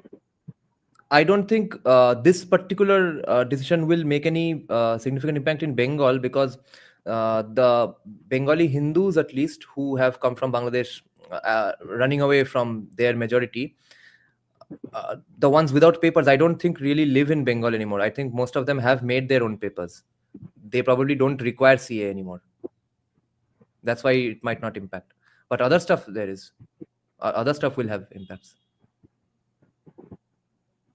नहीं, तो आप कह रहे हैं कि जो जिन्होंने बंगाली हिंदू या बांग्लादेशी हिंदू ने अपने पेपर बनवा लिए, वो बंगाल में है नहीं, ये आप कह रहे हैं? हाँ हाँ। ओके। तो फिर भी क्या आपको लग रहा है कि भाजपा कोई इंटेंट दिखा रही है विच वाज मिसिंग इन 2021? क्योंकि पिछले I bar think there are. मुझे अच्छे से याद है कि उन्होंने Yeah. अचानक से सीए पर बात करना बंद कर दिया था, अवैध घुसपैठियों पर बात करना बंद कर दिया था 2021 के चुनावों के पहले। तो इस बार क्या वो लोग इसको भुनाएंगे, या ऐसा लग रहा है कि भुनाने की सोच में है, या फिर आप? Yes, I think so. CNRC is definitely happening. If not with a lot of pride and chest beating, it will happen subtly, like the farmer laws and stuff, farm bill. But if you're asking whether they have intent of winning Bengal or not, there though I know there are lobbies inside BJP who definitely want to win West Bengal with all their might. Everyone is probably not that interested because of their understandings with Trinamool in local settings, local situations. That's a problem. Okay. और एक बात academic man ने कही थी कि हेमंत बिस्वा शर्मा हिंदी पट्टी में इतने लोकप्रिय नहीं हो सकते क्योंकि वो मूल रूप से असमिया हैं। कहीं ना कहीं ये बात सच है कि असम में वो क्योंकि असमिया भाषा में अधिकांश बोलते हैं, अपने उनकी राजनीति असमी भाषा में चलती है, तो कहीं ना कहीं हिंदी पट्टी के लोग उतने अभिज्ञ नहीं रहते कि वो किस प्रकार की राजनीति करते हैं या क्या भाषण देते हैं, जितना कि योगी आदित्यनाथ के भाषण देने पर हिंदी पट्टी के लोग या लगभग पूरे देश के लोग जान जाते हैं कि क्या चल रहा है और इस व्यक्ति के विचार क्या है। पर मेरा एक प्रश्न है कि फिर यदि हिंदी बोलने वालों को इतना एडवांटेज है, तो फिर मोदी जी किस प्रकार से इतने लोकप्रिय नेता बने? वो तो गुजरात के थे। Because his Hindi is spot on. हाँ, ये बात सही है, गुजराती लोग बहुत स्पष्ट हिंदी बोलते हैं, मैं जानता हूँ। Yes. Hindi is spot on, and he had the Gujarat model, for which even secular people who wanted investments and stuff, those people were also vying for. A lot of whom have become Congress voters again. A lot of those people voted for BJP in 2014. So Himanta doesn't have an Assam model to boast of right now. अच्छा, do you have anything more to add, Aryan? Yeah, go ahead. नहीं, Bengal times पे पूछना था, पर I am not sure if it is related to election. पर मुझे जैसा दिख रहा है आसार, कल सिनेमा हॉल पे वो फिल्म नहीं लग रही है। कोलकाता एक में शो तो नहीं मिला कोलकाता में, तो कोलकाता में नहीं आएगा। मुझे तो उसके लिए अच्छे नहीं संकेत दिख रहे हैं। पर हाँ, ये जो आप लोग इस विषय पर बात कर रहे थे कि यहाँ पर एक ढीला ढाला सीएम बनाएंगे, या कोई योगी आदित्यनाथ जैसा या हिमंत बिस्वा शर्मा जैसा जिनके अपना एक चरित्र है, तो आपको क्या लग रहा है कि केंद्रीय भाजपा शुभेंदु अधिकारी जैसे व्यक्ति को आगे बढ़ाने के मूड में है, या क्या उनकी मंशा है कि वो आगे बढ़ाए शुभेंदु अधिकारी को, या कोई ऐसे व्यक्ति को जो प्रभावशाली हो, जिसका अपना एक व्यक्तित्व? वो तो शुभेंदु के अलावा कोई है ही नहीं बीजेपी में, मगर I think they are going to get a section of them is definitely behind Shubhendu. Whether all of them get behind Shubhendu or not will depend on whether they listen to their own ground level party workers or not, who have not started collaborating with Trinamool or who have never collaborated with Trinamool. If they listen to feedback from those kinds of people, they are definitely going to beg for them to get behind Shubhendu. हाँ, मुझे ऐसा लग रहा है क्योंकि केंद्र भाजपा का क्या है ना, ये मैंने देखा है कि वो लोग ज्यादा स्ट्रॉन्ग स्टेट लीडर्स नहीं चाहते। वो तो Yeah. देखा जाए तो जब यूपी में भी चुनाव हुए थे और योगी आदित्यनाथ कैसे मुख्यमंत्री बने, उसकी भी अपनी अलग कहानी। वो लोग Yes. बनाना चाहते थे मुरली मनोहर जोशी को, पर योगी आदित्यनाथ डट गए कि नहीं, मैं बनूंगा, मैंने जिताया। तो Yes. नहीं तो फिर योगी आदित्यनाथ नहीं बनते, वो बनाने की इच्छा भी नहीं थी। और Yes. ये जो गेम खेल रही है ना भाजपा की, सब जगह अपने पपेट लोगों को बैठा देंगे और हम लोग चुनाव जीतते चले जाएंगे, ये बहुत दिन तक नहीं चलेगा। आप एक व्यक्ति के आधार पर बहुत लंबे समय तक अपनी पार्टी को नहीं जीत सकते। And to be fair, they did listen to the ground level feedback in UP, which is why in the end Yogi became the CM. So even if they right now think that, okay, let us win elections and then we will probably put up Shomik Bhattacharya as the CM, they might back off in the end because of the ground level support for Shubhendu. Since they did listen to ground level support in UP, they might listen to the feedback in West Bengal as well. But what I think about, मुझे क्या लगता है ना, पश्चिम बंगाल में यदि आप मुख्यमंत्री का प्रत्याशी को पहले से ही सार्वजनिक नहीं करेंगे या घोषित नहीं करेंगे तो भाजपा जीतेगी। क्योंकि बंगाल में आपको एक चेहरा चाहिए, बंगाल में चेहरा बहुत मायने रखता है, लोग चेहरा देख करके वोट देते, ये इसमें तो कोई संदेह नहीं है। बंगाल में there has to be clear hero and villain in this story to win elections in Bengal. There can't be Mahabharata like subtlety. It has to be Ramayana. हाँ, यहाँ पर स्पष्ट है कि आपको एक व्यक्तित्व चाहिए, एक चेहरा चाहिए। यहाँ पर बंगाल में वो रहा है कि व्यक्तित्व के आधार पर वोट देना। और जो बोल रहे थे कि Bengal is not for the beginners, देखा जाए कि तो असम में भी जब तक हेमंत बिस्वा शर्मा नहीं आए थे तो भाजपा नहीं जीते। वो भी बाहर से आए, वो भी कांग्रेस से आए। और मुझे लगता है कि जो लोग बाहर से आते हैं ना, विपरीत विचारधारा वाले दल से, उनको अपने आप को प्रूव करने की भी इच्छा रहती है कि मैं अपने आप को सिद्ध करूंगा, और संभवतः वो हमारी विचारधारा के लिए और अच्छे हो सकते हैं। जो लोग बाहर से आके प्रभावशाली पदों को ग्रहण करते हैं भाजपा की ओर से, तो मुझे लगता है कि शुभेंदु अधिकारी को ही आगे बढ़ाना चाहिए। और एक जो डर है कि एक बार चुनाव हार गई भाजपा शुभेंदु अधिकारी के नेतृत्व में, उनके मुख्यमंत्री पद का प्रत्याशी घोषित होने के बाद, तो फिर भाजपा के लिए कोई भविष्य नहीं है। पर मुझे लगता है ये स्थिति करो या मरो कि वो तो एक्चुअली आई थिंक बेटर होगा बीजेपी के लिए कि अगर अच्छा चलो तो पूरा दोष शुभेंदु के ऊपर दे देते हैं।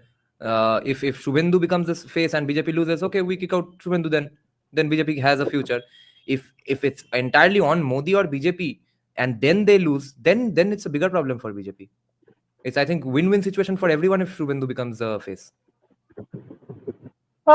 I think so. पर मुझे लगता है, देखिए, शुभेंदु चेहरा रहे या ना रहे, यदि भाजपा ये चुनाव हारती है तो मुझे लगता है कि भाजपा का फिर लौटना बहुत कठिन हो जाएगा, क्योंकि जितना बचा पूचा है वो भी समाप्त हो जाएगा। जो होने वाला है फिर भाजपा के समर्थकों के साथ, मुझे नहीं लगता कि कुछ रह जाएगा, और डेमोग्राफी भी 5 वर्ष में बहुत बदल जाएगा। उस समय तो भाजपा के पास मुझे नहीं लगता है कोई चांस रहेगा, यही चांस है, मुझे ऐसा लगता है।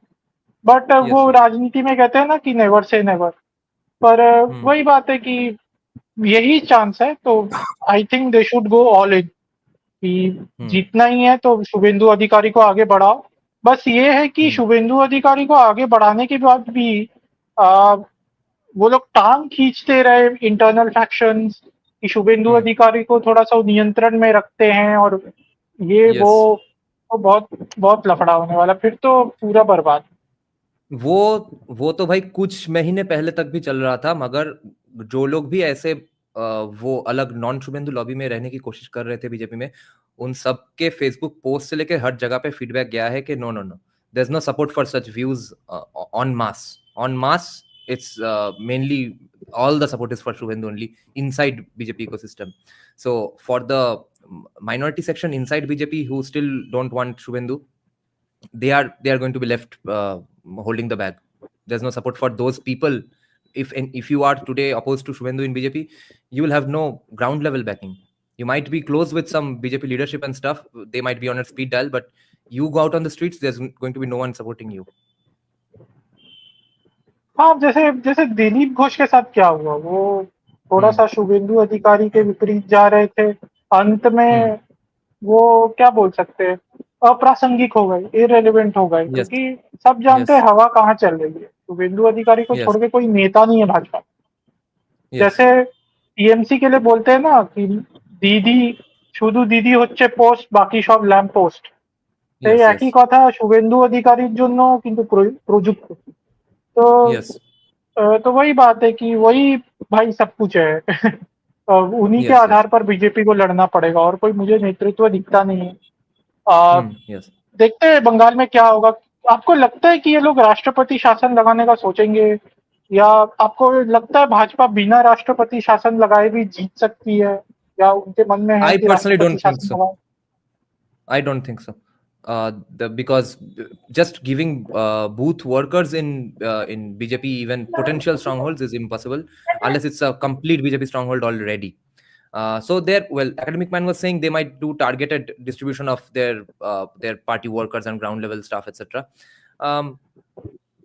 Even then, you have a huge chance of getting killed and stuff in places like South 24 Parganas. Even a few days back, BJP party worker, some block president got beaten to death by his father and his elder brother for being in BJP, allegedly. So if you are at threat from your family members for being in BJP, you definitely need president's rule to win elections. Now, president's rule might end up happening because of the SIR thing, because the election commission has so far demanded that Mamata Banerjee file FIRs against the corrupt ECI babus who gave their passwords and stuff to random IPAC people who filled the system up with fake voters. So far, West Bengal government has agreed to suspend them, not file FIRs against them. But ECI is insisting that you file FIRs against them. Otherwise, on the day of the elections, or let's say when the official tenure of this government ends, they will be ousted, and then there will be president's rule, and the election will happen under president's rule, and then there will be a non-president's rule government when the election is over.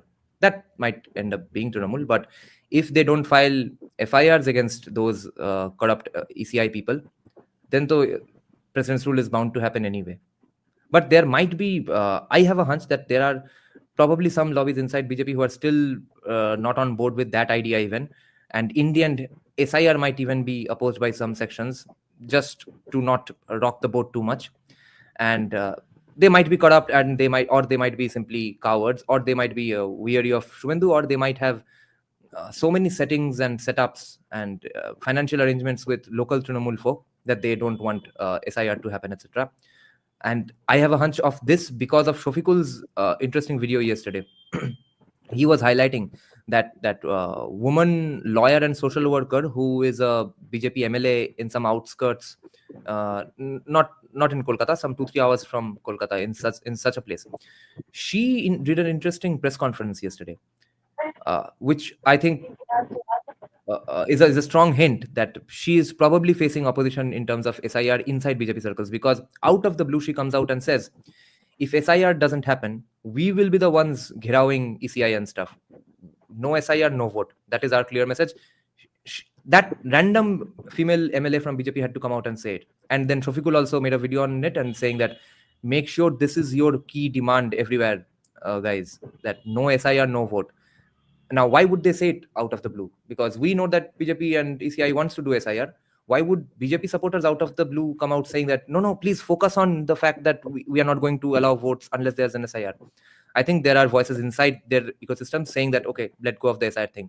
And there, if someone is saying that, no, we need to hold the line right now, it means that some people are at least serious, and therefore if in the end the SIR thing is not allowed by West Bengal government, and if the FIRs are not filed against those officials, then president's rule is probably a near future reality. Okay. So, so you are saying that they will use SIR as a way to impose president's rule. और मैं एक अंतिम प्रश्न पूछ के फिर आपको मुक्त कर दूंगा. आपको लगता है कि बंगाल में जनता जो है वो भाजपा को सत्ता में चाहती है, या भाजपा के लिए धरातल पर उतना समर्थन है? बस ये जिस प्रकार की हिंसक राजनीति होती है उसके कारण ही केवल भाजपा सत्ता में नहीं आ पा रही है. क्या ऐसे लोगों में इच्छा है भाजपा को सत्ता में लाने में? यस, अभी तो है, इस इलेक्शन में लग रहा है. Because even after 2024 elections, some more things happened. Bangladesh happened again, and Abhaya happened, and then roads are absolutely fucked, and people kind of have had. Then the 26,000 jobs going away. That happened after 24 elections. They, I think, mattered a lot. And pretty soon, another round of 32,000 jobs will go. Pretty soon. That's, I think, in the primary teaching category. Okay. So all of that are new developments. Therefore, I think there's a ground level support which is now saying that, okay, we don't even care who's winning right now. We just don't want Trinamool anymore. And if defeating Trinamool means voting for BJP, then fuck this, we are voting for BJP. That's how I think the few educated and well-placed rich Muslims I know, they are also voting for BJP, and they have been voting for BJP in the last since 2021 at least, secretly. And there are many secret BJP voters. Like there's Jadavpur constituency is one where BJP candidate did not really campaign. Everybody thought they are going to come in third, and then out of the blue, that person, that Anirban something, he comes in second. Now there's another place I was hearing of just from a relative, that it's a place near Toliganj only. One entire neighborhood, everyone knows that it's a completely a Trinamool bastion. Everyone in the neighborhood knows that everyone else is going to vote for Trinamool, but some of them had decided that, okay, we are secretly BJP supporters now. We are going to vote for BJP. After the elections, people realized the entire neighborhood voted for BJP, and everyone thought, we'll not tell the other guy in the neighborhood that we are voting for BJP, because it's an extremely low trust society to begin with, India, and West Bengal is now it's in its lowest trust spectrum that it has ever been in. So because you see, people are getting beaten to death by their father and brother for being in BJP. So no one trusts each other in the neighborhood even, and they are secretly voting for BJP. But it turns out that entire neighborhood was suspicious that the other guy might call me out as a BJP supporter. So they didn't tell anyone. And in the end, everyone turned out to be a secret BJP voter. So that kind of a silent majority thing is, I think, going on further brewing in West Bengal. Yeah, just to add a small point, आपको क्या भद्र लोग में कोई परिवर्तन दिख रहा है कि उनके विचारों में परिवर्तन आ रहा है? मैं एग्जैक्टली बीबीके कॉमिक्स की बात नहीं कर रहा हूँ, जो सामान्य भद्र लोग है, जो अपर कास्ट बंगालीज है. अच्छा. In general Bhadraloks mein, yes, who are Bhadralok wannabes and Bhadralok adjacent, etc., who are not really from those elite rich families who do PhDs in social science, etc. उन लोगों में changes अभी तक नहीं है, होगा भी नहीं, I think. But others who are catching up to them, who would have been Bhadraloks in the next generation or in the coming 5-10 years, a large section of they are also now pissed off enough to vote for BJP. So they are also Brahman, Bodhis and Kayasthos, right?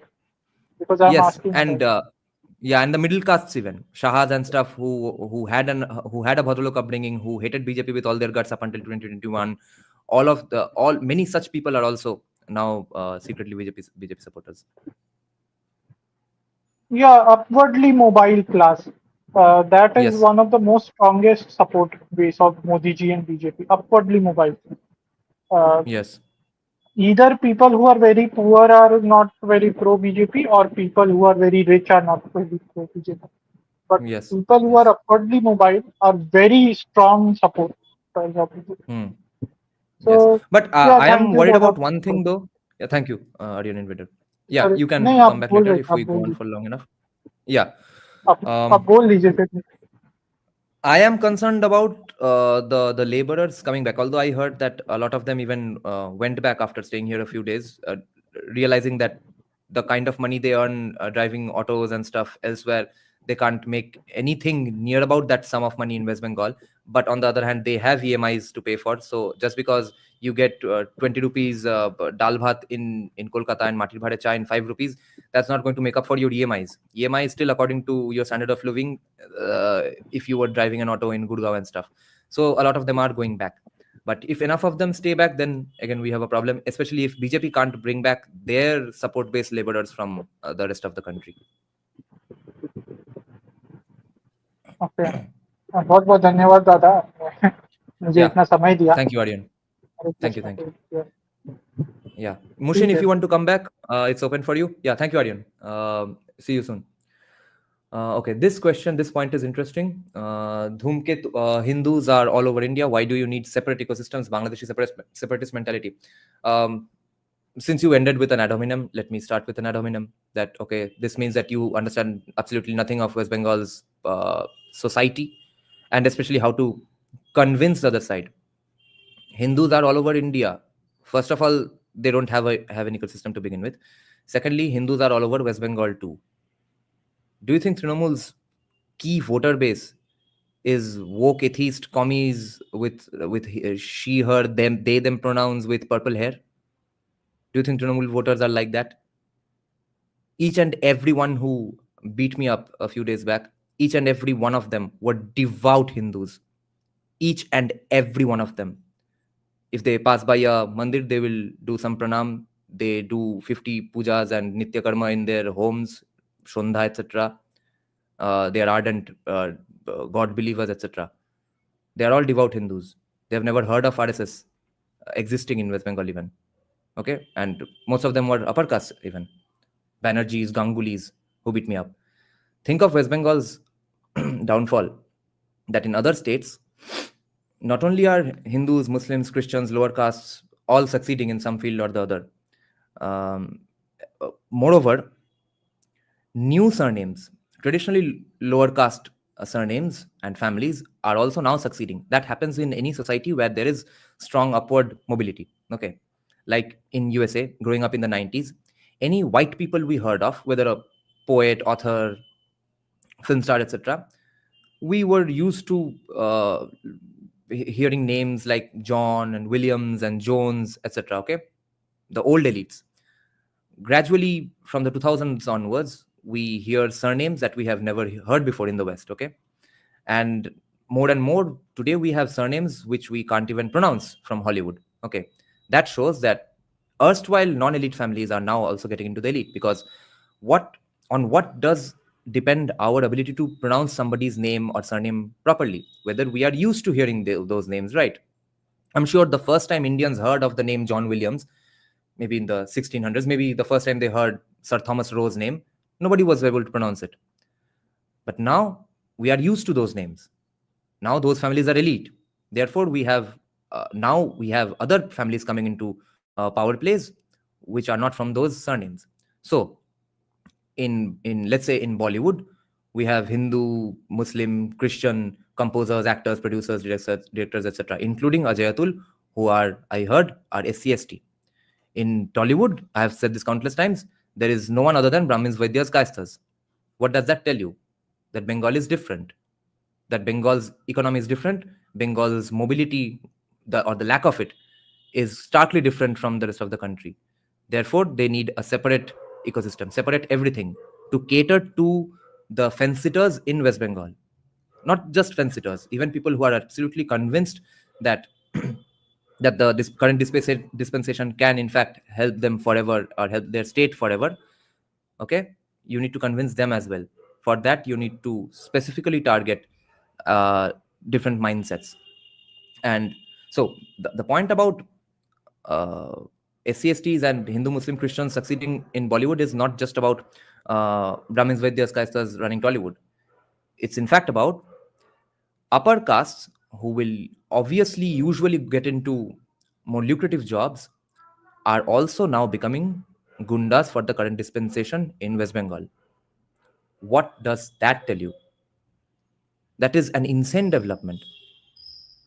They are wannabe kind of Bihari political gundas, people with full-on cultural capital in South Kolkata, and devout Hindus, Gangulis and Banerjees.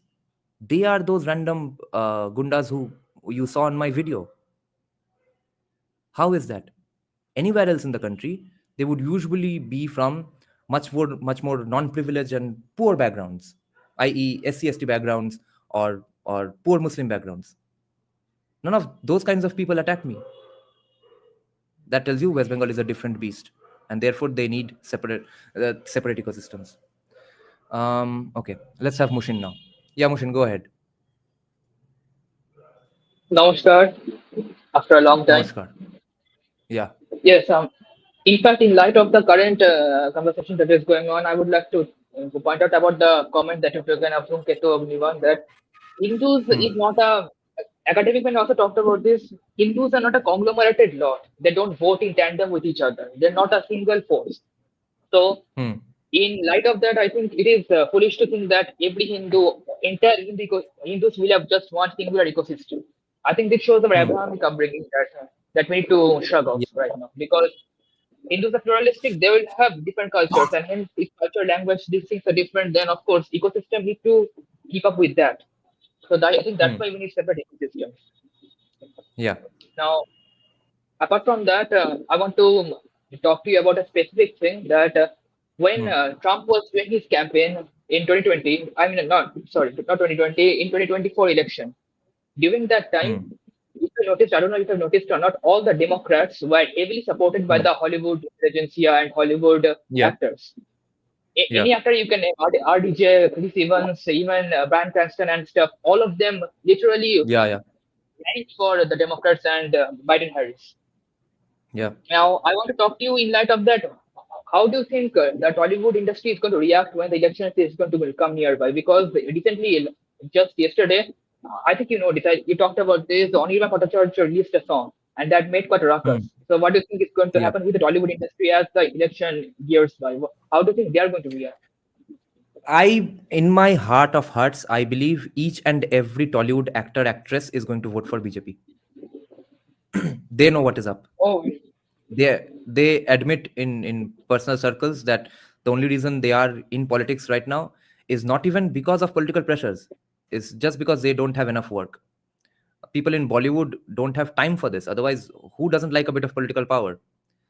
It, of course, comes with some negative consequences that people from the opposite party might not be your audience. Therefore, let's not get into politics. But Tollywood actors and actresses can't even afford to think that way because there's just not enough work, and they know it's because of the tight hold, the stranglehold of those two brothers, and as well as not enough economy going on, not enough investment happening. I can't be the only one who recognizes that the Telugu population and Bengali Hindu population of India being of similar numbers. But on the one hand, Telugu industry's biggest movie was made on a budget of 550 crores and earned 2,000 crores. And West Bengal industry's biggest hit of last 50 years earned 18 crores. Tollywood actors, producers, directors probably know it. And I would bet even probably SVF heads, I think, will vote for BJP. Those people are not voting for their day job politicians, day job masters, no.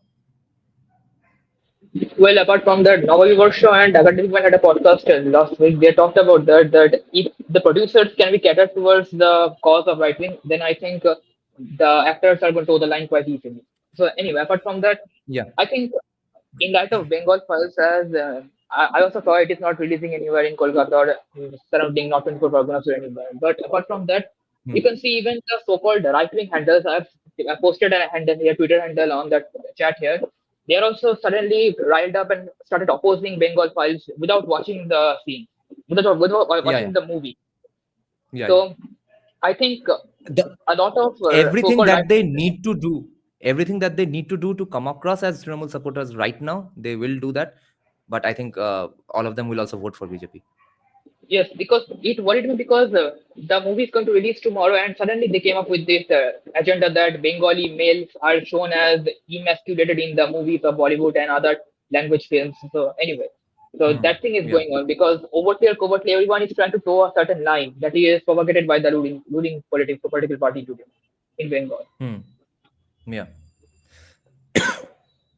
So that is going to happen. Apart from that, I don't think about the silent majority you talked about. I am also seeing this happening in my surrounding areas. Everyone is talking. You can't deny that. Everyone's talking about things, and nobody here is supporting or even loosely trying to support, remotely trying to support the ruling party now. That is a positive thing in my approach, I think. Yeah. Apart from that, I don't know how much it is going to. Yes. Yeah, go on. I don't know how much it is going to show on the voting results because still a large chunk of the poor population is going to vote for TMC without any hesitation.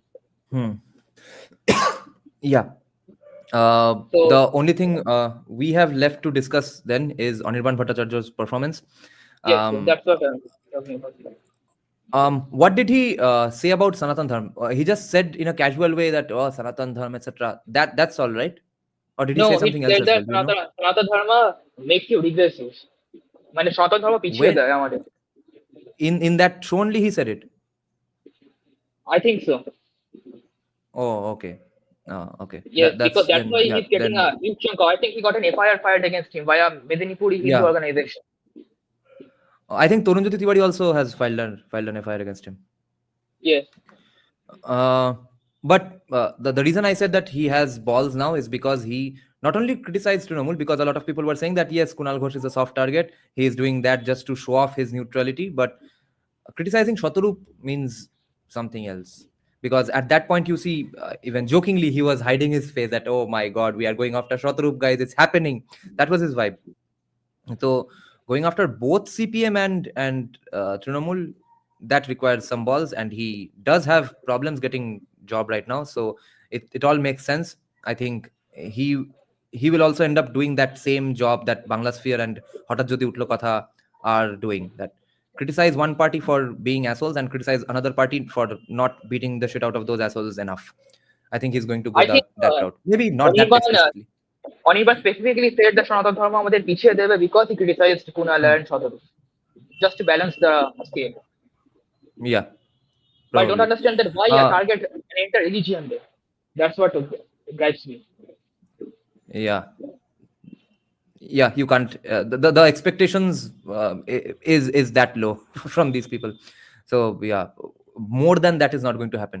See, more than that already happened with Rudranil even, but even Rudranil wasn't around immediately to defend Vivek Agnihotri because he was busy promoting his film with other. Yes, I don't know what is this nonsense going on. Vivek Agnihotri one day, Shashwato and Shodab said that they did not know what the script was. They were not given the complete script. The next day, Shodab goes to Vivek Agnihotri house and then bows down to him. Do you think that I think Shashwato's anti-Bengal Files, anti-Vivek Agnihotri views were absolutely edited out of context because all the reels viral which are showing Shashwato in a bad light, they are heavily edited where random sentences are being cropped out. I think his entire point was pretty valid. And there I don't think there's anything to blame Shashwato about. He was saying that, yes, I was not, no one is ever told the entire plot, okay? He was not saying that as a gotcha for Vivek Agnihotri. See, that this proves that they're assholes. It's common knowledge that when a film has lots of spoilers and stuff, no actor is given the entire script. You just play your part and leave. That's what Shashwat also pointed out. Then he said that, yes, later on I realized it's a different name because the conversation and the context they were going on with was different. So these were not criticisms for Vivek Agnihotri. The main point, in fact, that he added was that I liked the role, that's why I did it. And then if you have any problems with the facts, go to the courts. Don't come after the movie. I think that's a pretty fair thing to say. Yeah, sure. Apparently, one thing I wanted to ask you that just like academic also mentioned this, CPM is an ideological party, BJP is an ideological party. In case of Trinamool, it is not so much the case. So if supposedly, if BJP makes it in 2026, what do you think is going to be the fate of the 3 other parties in Bengal? What do you think is going to be the equation? CPM will go on because of their ecosystem. Trinamool can't really go on. I don't think Abhishek has that much of support. Trinamool will just implode. Until 2031, they will exist somehow. After that, they will implode. Will CPM exist? I don't think it will exist. I think it is going to break up. Just like CPM happened, I think another thing, CPMM or something like that will happen. Communist Party of India, Muslims or something like that.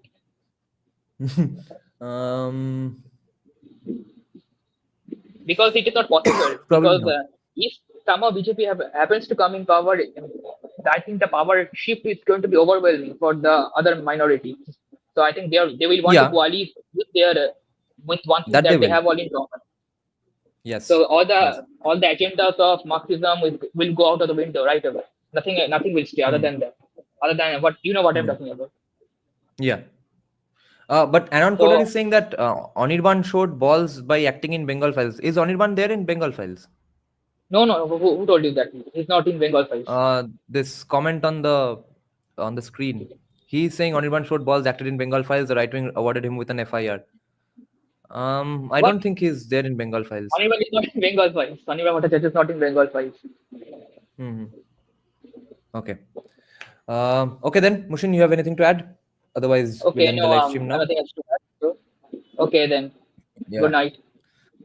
Yeah. Good night, Mushin. Bye. Oh, okay. Let's just answer this one guy. Shubham Lala is saying, why no Hindu Bengali party in West Bengal? Maharashtra has Shiv Sena, which is rooted Marathi Hindu party. We need such party. Shubham Lala, Trinamool is the Hindu party of West Bengal. All the devout Bengali Hindus who were happily CPM supporters up until 2011, they went on with their puja part and all sorts of bhakti. But they voted for CPM out of fear and convenience, etc. And some Bengali pride stuff. Majority of refugee families who came in India after partition, all of them are CPM supporters as well, because CPM mainly was the one to help them about their settlement and stuff. They kind of beat RSS to it in helping them, and then convince them that, see, why did you have to come here? Because religion is bad. Now, when finally Trinamool was about to come to power, a lot of those devout Bengali Hindus who always had a problem with CPIM, or realized that, okay, now the problem that we have with CPIM because of their communism and atheism and stuff, we finally have an outlet. We have a God-fearing CM, and we have God-fearing Trinamool Netas everywhere and anywhere who are always up for a new puja right around the neighborhood corner, no matter how much of a black money industry it is, making up those temples and every kind of puja you can imagine. So people were happy with that. Trinamool is the Hindu party of West Bengal. TMC is not Hindu party, it's bro Bengali party. No, it's Hindu party because you are thinking the Hinduism, that's the way to do Hinduism in Maharashtra is the same way of doing Hinduism in West Bengal. That's not the case because of the influence of Brahmo Samaj. Brahmo Samaj never really succeeded, but the way Brahmo Samaj approached Hinduism, that absolutely got ingrained in the bloodstreams of each and every Bengali because of the education system for all these decades and decades, okay? Therefore, Maharashtra and Bengal can't be same here. Yeah, Anubrata Mandal is a giant Makali Bhakta. All his corrupt mills are named after some Rupa of Lord Shiva only. Even some MPs that you hate for having seemingly said something against Hindu gods, I guarantee you personally that they are absolutely not for show off. They are devout Hindus and God-fearing people, even in their personal minds. They just share those kinds of seemingly anti-Hindu stuff, which are anti-Hindu, used to be anti-Hindu by the barometer of the rest of the country, is now considered anti-Hindu by even right-wingers of Bengal. But people like them thought that I'm just posting whatever the government of West Bengal posted. It was a campaign, okay, and if this is for a good cause, then why not?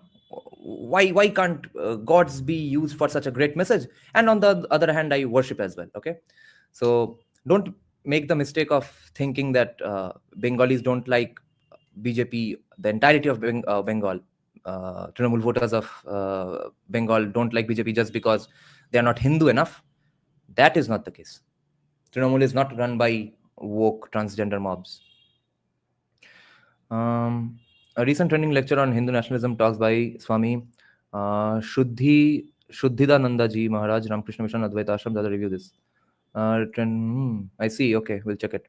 TMC is playing Bengali nationalism to challenge BJP and at times supporting Bangladesh. Like, yeah, they are doing it now, but their essence has forever been the finally, something Hindu like. Finally, some group that doesn't make us feel guilty for being devout Hindus. That was one of their complaints against CPM. Here to learn is saying NP Bhaduri. Yes, Nishna Bhaduri is like that. CPIM was anti-Hindu, so I dedicated Ramayani to. Yes, that is what I'm talking about. Attends Durga Puja. Avinav, she not only attends Durga Pujas, she comes from a family of devout Makali Bhakts for decades. She is a Makali Bhakt herself. And it's not just to show off how big a Hindu she is, just because Hindu is breathing down their necks. No, she's like that. Okay, Neon has been making an interesting point, which I've been meaning to respond to. He's saying that I'm seeing videos surface of vegan rights activists or cucks trying to tarnish and defame Amul. I think this is Western deep state propaganda. Firstly, it might be because Western deep state propaganda will, of course, benefit if a gigantic conglomerate like Amul falls apart. But to be fair to those vegan activists who are saying these stuff about Amul, those kinds of people have said that kind of stuff about countless giant animal product industries in USA as well, and have forced them to close down many branches like McDonald's and KFC and all across the West because of the success of their activism, not by hooliganism. Secondly, Amul also sued a lot of vegans or vegan activists, as far as I remember, for calling their substitute milk products milk. They said that no, milk has to be from cow. You can't call the substitutes milk, okay? And thirdly, how do you think cows get treated in the dairy industry? How do you think? Do you have any rough idea and stuff? Not for Amul, any mool, okay? Chidra mool, Amul, very mool, no matter what the industry, no matter what the country, just go to YouTube and check the videos. And then tell me if the vegan activists are justified in their protests or not. Okay, yeah, Aryan Invader is here again. Yes, go ahead, Aryan. Regarding this point that does Bengal have a Hindu party? जैसे आपकी बात सच है कि TMC में लोग ऐसे धार्मिक है, मतलब पूजा अर्चना करने में मानते हैं, और मुझे लगता है यहाँ पर sorry, I'll just add another point, another example. Arup Bishwas, the power minister, youth something development minister and sports minister. If you go to the legendary Goria Tripura Sundari Mandir in Goria, it has been completely revamped, and Arup Bishwas has countless plaques dedicated to some member of his family or just for the development of the mandir itself. He's not, and he did that long before BJP was a thing in West Bengal. So no one should make the mistake of anti-Hinduism or lack of Hinduism being the problem with Trinamool. It's not that at all. Yeah, go ahead, Aryan. नहीं, पर मेरा कहना है कि हाँ, मतलब TMC के लोग सीपीएम से तो अधिक धार्मिक है, इसमें कोई संशय नहीं।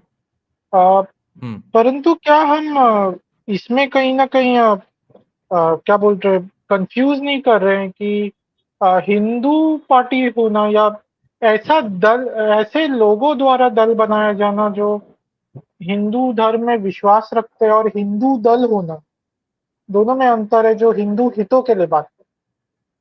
तो yes, but Trinamool is Hindu party in the sense that Congress was the Hindu party in Kerala, in that sense, just as a comparison with CPM, because the standard is CPM. हाँ, कांग्रेस को केरला में नहीं, in fact Kerala में आपसे भूल हो रही है, कांग्रेस को क्रिश्चियन पार्टी बोला जाता था और वहां पर कम्युनिस्ट को हिंदू पार्टी बोला जाता केरला में। I'm probably mixing that up. Yes. Kerala में कम्युनिस्ट हिंदू पार्टी जैसा बोला जाता है, पर मुझे लगता है कि टीएमसी में आपको इसीलिए ज्यादा हिंदूनेस दिखता है या वो हिंदू भावना दिखती है क्योंकि उसमें आस्तिक लोगों की संख्या अधिक है, वामपंथियों। और Yes. उनका ऐसा कोई विचारधारा का भी दबाव नहीं है कि उनको नास्तिक दिखना है, ये भी नहीं है। Yes. वो लोग जैसा मन चाहे अवसरवादिता कर सकते हैं, वो उनकी इच्छा जैसा करे। पर Hmm. वो एक बात है, और दूसरा बात है कि क्या हिंदू पार्टी और हिंदुत्व विचारधारा में वही तो बात है. विश्वास रखने वाली पार्टियां, दोनों में अंतर नहीं है जो राजनीतिक रूप से Yes. हिंदू हितों को साधे, राजनीतिक और Yes. नीतिगत रूप से। हाँ, वो बंगाल में हुआ नहीं और हो भी नहीं सकता था. It was never going to happen anyway, specially in comparison to Maharashtra, because there was no equivalent of Brahmo Samaj in Maharashtra. तो the way to do Hinduism is quasi Hindutva anyway in Maharashtra because of people like Savarkar and the lack of Brahmo Samaj. Here we didn't have a Savarkar, and on the other hand we had Brahmo Samaj, and that was absolutely peddled through the education system as well. So our Hinduism means कि भाई चुपचाप से आराम से घर पे बैठ के राम को पूजा करो. और महाराष्ट्र में हिंदुइज्म है ही कि चलो दिखाओ हम कितने हिंदू हैं, चलो आज निकलते हैं, गणपति उत्सव मनाओ, दिखाओ शिवाजी महाराज के यात्रा ही निकालो। वहां पर Yes. क्या है कि पॉलिटिकल हिंदू फिगर बहुत बड़ा है, मतलब एक कॉन्शियसनेस में है महाराष्ट्र में। आप जैसे Yes. छत्रपति शिवाजी महाराज के बारे में सुनेंगे, is a clear political Hindu figure. तो Yes. वैसा बंगाल में भी थे, पर अभी उस प्रकार का कॉन्शियसनेस नहीं है बंगाल। हम लोग नहीं. जैसे कि स्वामी विवेकानंद तो निश्चित रूप से एक हिंदू प्रतीक है या हिंदू मूर्ति है, परंतु उनको राजनीतिक दृष्टि से कभी नहीं देखा जाता था। उनको सदैव ऐसा देखा जाता है कि वो आध्यात्मिक है, उन्होंने अच्छा ज्ञान दिया, अच्छा दर्शन दिया, लोगों को मार्ग दिखाया। वो राजनीतिक दृष्टि से कभी उनको देखा ही नहीं। यहाँ तक कि श्री Yes. अरबिंदो को भी उस ढंग से नहीं देखा गया, या रविंद्रनाथ ठाकुर को भी। पता नहीं, उनके जितने भी उन्होंने कविताएं लिखी थी गीतांजलि में, वो मुख्यतः ईश्वर को समर्पित है। उसका रोमांटिक Yes. सॉन्ग बन गया। जितने ईश्वर को Yes. समर्पित उन्होंने कविताएं लिखी थी, उसका बंगाली में रोमांटिक सॉन्ग बन गया।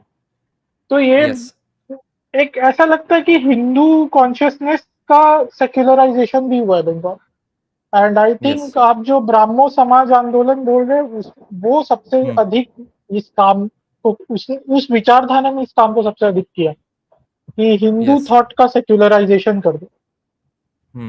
यस. एंड ये पूरी तरह से ब्राह्मण समाज का डायरेक्ट फॉल्ट भी नहीं है, because they themselves kind of failed organizationally speaking, but their thoughts were propped up in the syllabuses. That's why. या I mean the thing is, उनके कॉन्शियसनेस चला गया लोगों में, या बोल सकते हैं कि Yes. वो संस्था जीवित नहीं रही, पर उनके सोचने का ढंग, वेज ऑफ थिंकिंग लोगों के मन में चली गई कि नहीं, हमें मूर्ति, जैसे मूर्ति पूजा अच्छा नहीं है, जो भी उनका जो विचार था कि नहीं, घर में Yeah. रखो, धर्म को घर के भीतर रखना ठीक है, उसको राजनीतिक रूप से प्रस्तुत करना अच्छा नहीं है, अपने परिचय को बहुत ज्यादा मत दिखाओ, नहीं तो Yes. धर्म और राजनीति बहुत बुरी बात होती है।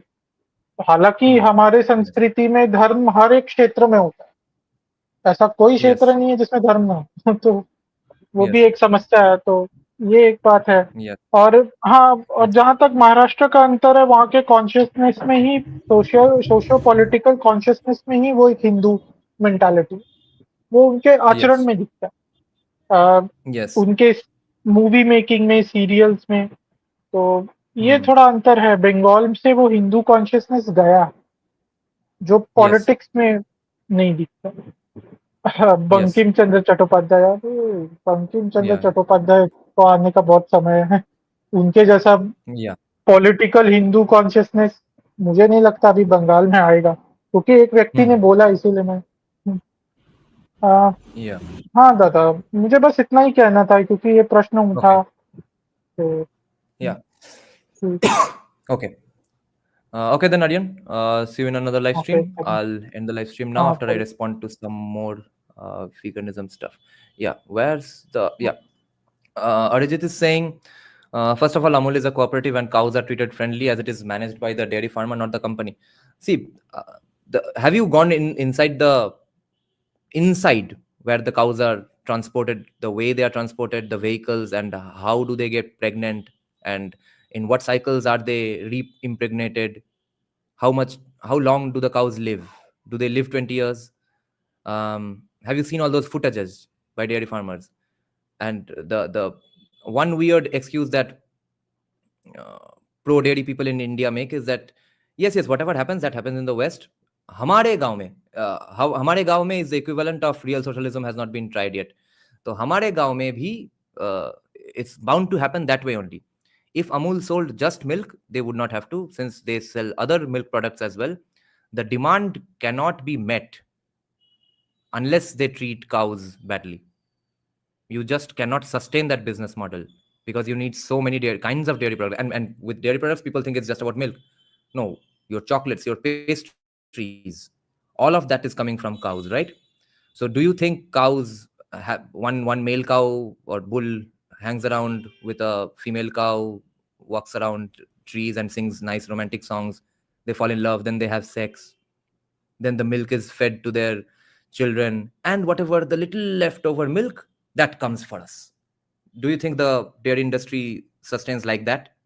Do you think it can sustain like that?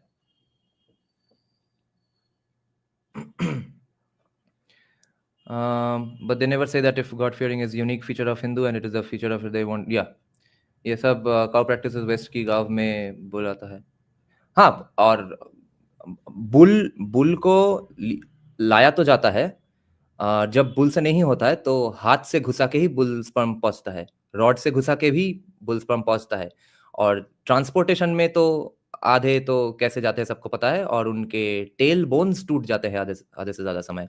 इतना बार इम्प्रेग्नेट किया जाता है बार बार, ताकि उनका अच्छा प्रेगनेंसी रहे, अच्छा प्रोडक्टिविटी रहे मिल्क का. इसलिए उनको एस्ट्रोजन दिया जाता है, स्टेरॉइड्स दिया जाता है, एंटीबायोटिक्स दिया जाता है, ताकि उस काऊ को कोई बीमारी ना हो जाए. और इतना बार दूध देना पड़ता है कि थोड़ा पस भी मिश्रण हो जाता है दूध के साथ. And I think they even admit, all dairy companies admit that there's some amount of pus in their milk, as far as I know. But mainly, what happens to the milk? Let's say it's okay that a cow dies at the age of 4, not 20. It's okay that they get forcefully impregnated. Even after that, what happens to the milk? Who gets it first? The calves or the humans?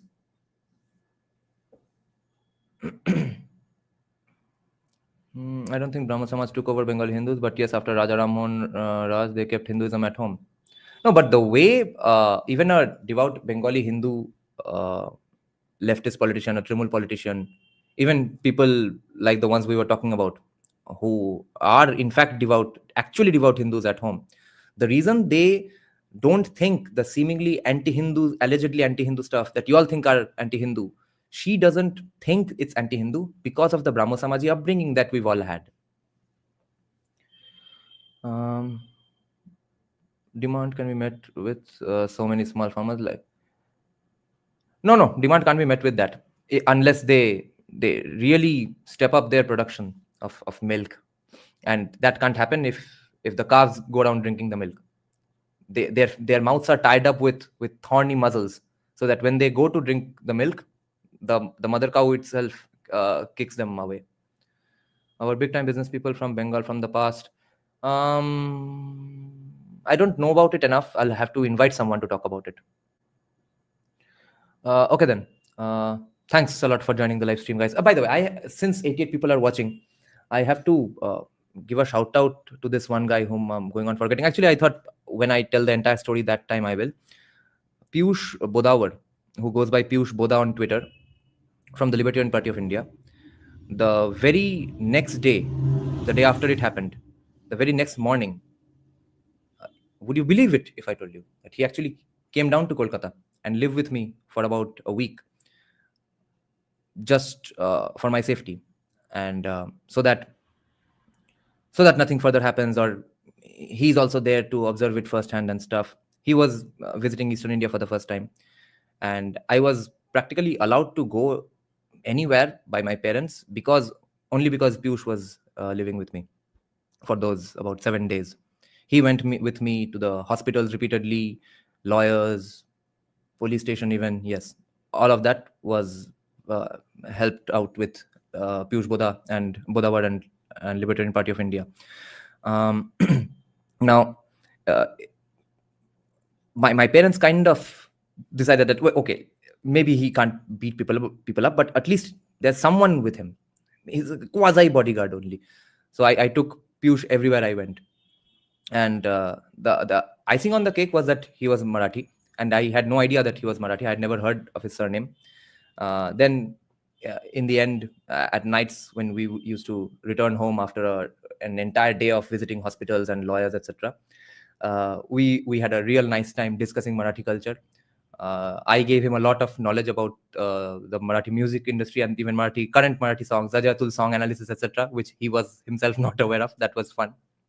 Shubham Lala is saying, how come Bengali Hindus who came from Bangladesh being tortured somehow become secular and give votes to CPM? Shubham Lala, that's very, very understandable. Because just like the point I mentioned only, okay, that when the refugees first came here, CPM somehow, what's his name? Pramod Das Gupta and all, they beat RSS to the game, okay? The game was, okay, these refugees are here. Both RSS and CPM will have to take up their cause and convince them of the real reason behind them having to leave Bangladesh and running to India. CPM beat RSS to it and convinced them that, okay, the real reason you had to leave Bangladesh was religion, which was factually correct. So all religions are equally bad, and there was blame to be shared on all sides. See, so many Muslims also had to leave. Don't you see, therefore, religion is the problem. That's how they get convinced of voting for CPM. What are your views on Anirban mocking Sanatan Dharma? I think it's a given that he will, because he thinks it's not a big factor. He is going to get away with it, etc. The bigger news is that he had the balls to criticize both CPM and Trinamool. And the only guy he criticized from BJP is not even relevant right now. For future reference, almost all with ending cars are Marathi, except Kormo cars. No, he is not a car. He is a Bodawar. Amrita Rupa Laha does We Are God Loving, Not God Fearing when we call out her dance performance with downplay. Fear to love it. Demography needs to be a mainstream talking point in the discourse everywhere. It will probably become that way, yes, but I don't think it can happen with such a significant Muslim population. I wonder. It will be probably done for political reasons. The polarization might help BJP. Practical, I don't think it's really feasible. One needs job, that's why yeah. Avinav, that information is available on a need-to-know basis. Any more questions? Even the colonists be like, God is like family, we love them, we don't fear them, hence we can joke on them. Yes. Okay then. I'm actually okay with anyone mocking Sanatan because they first need to learn free speech, they can learn good argument. Yeah. Thanks a lot then, guys, for joining the live stream. যদি সবাই ফিরে যায় ওরে ওরে ও ভাগা সবাই ফিরে যায় যদি গহন পথে যাওয়ার কালে কেউ ফিরে না যায় তবে পথের কাটা তুই রক্ত মাখা চরণ তলে একলা দলরে তুই রক্ত মাখা চরণ তলে একলা দলরে যদি তোর ডাক শুনে কেউ না তবে একলা চলো রে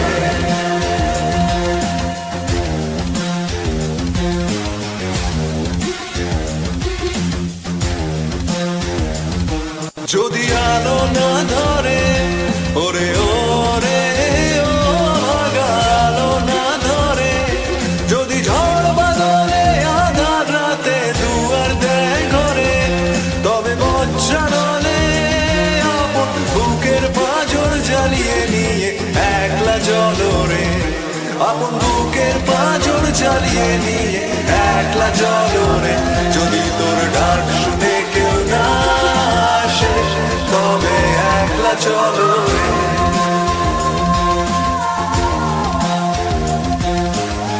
একলা চলো একলা চলো একলা চলো একলা চলো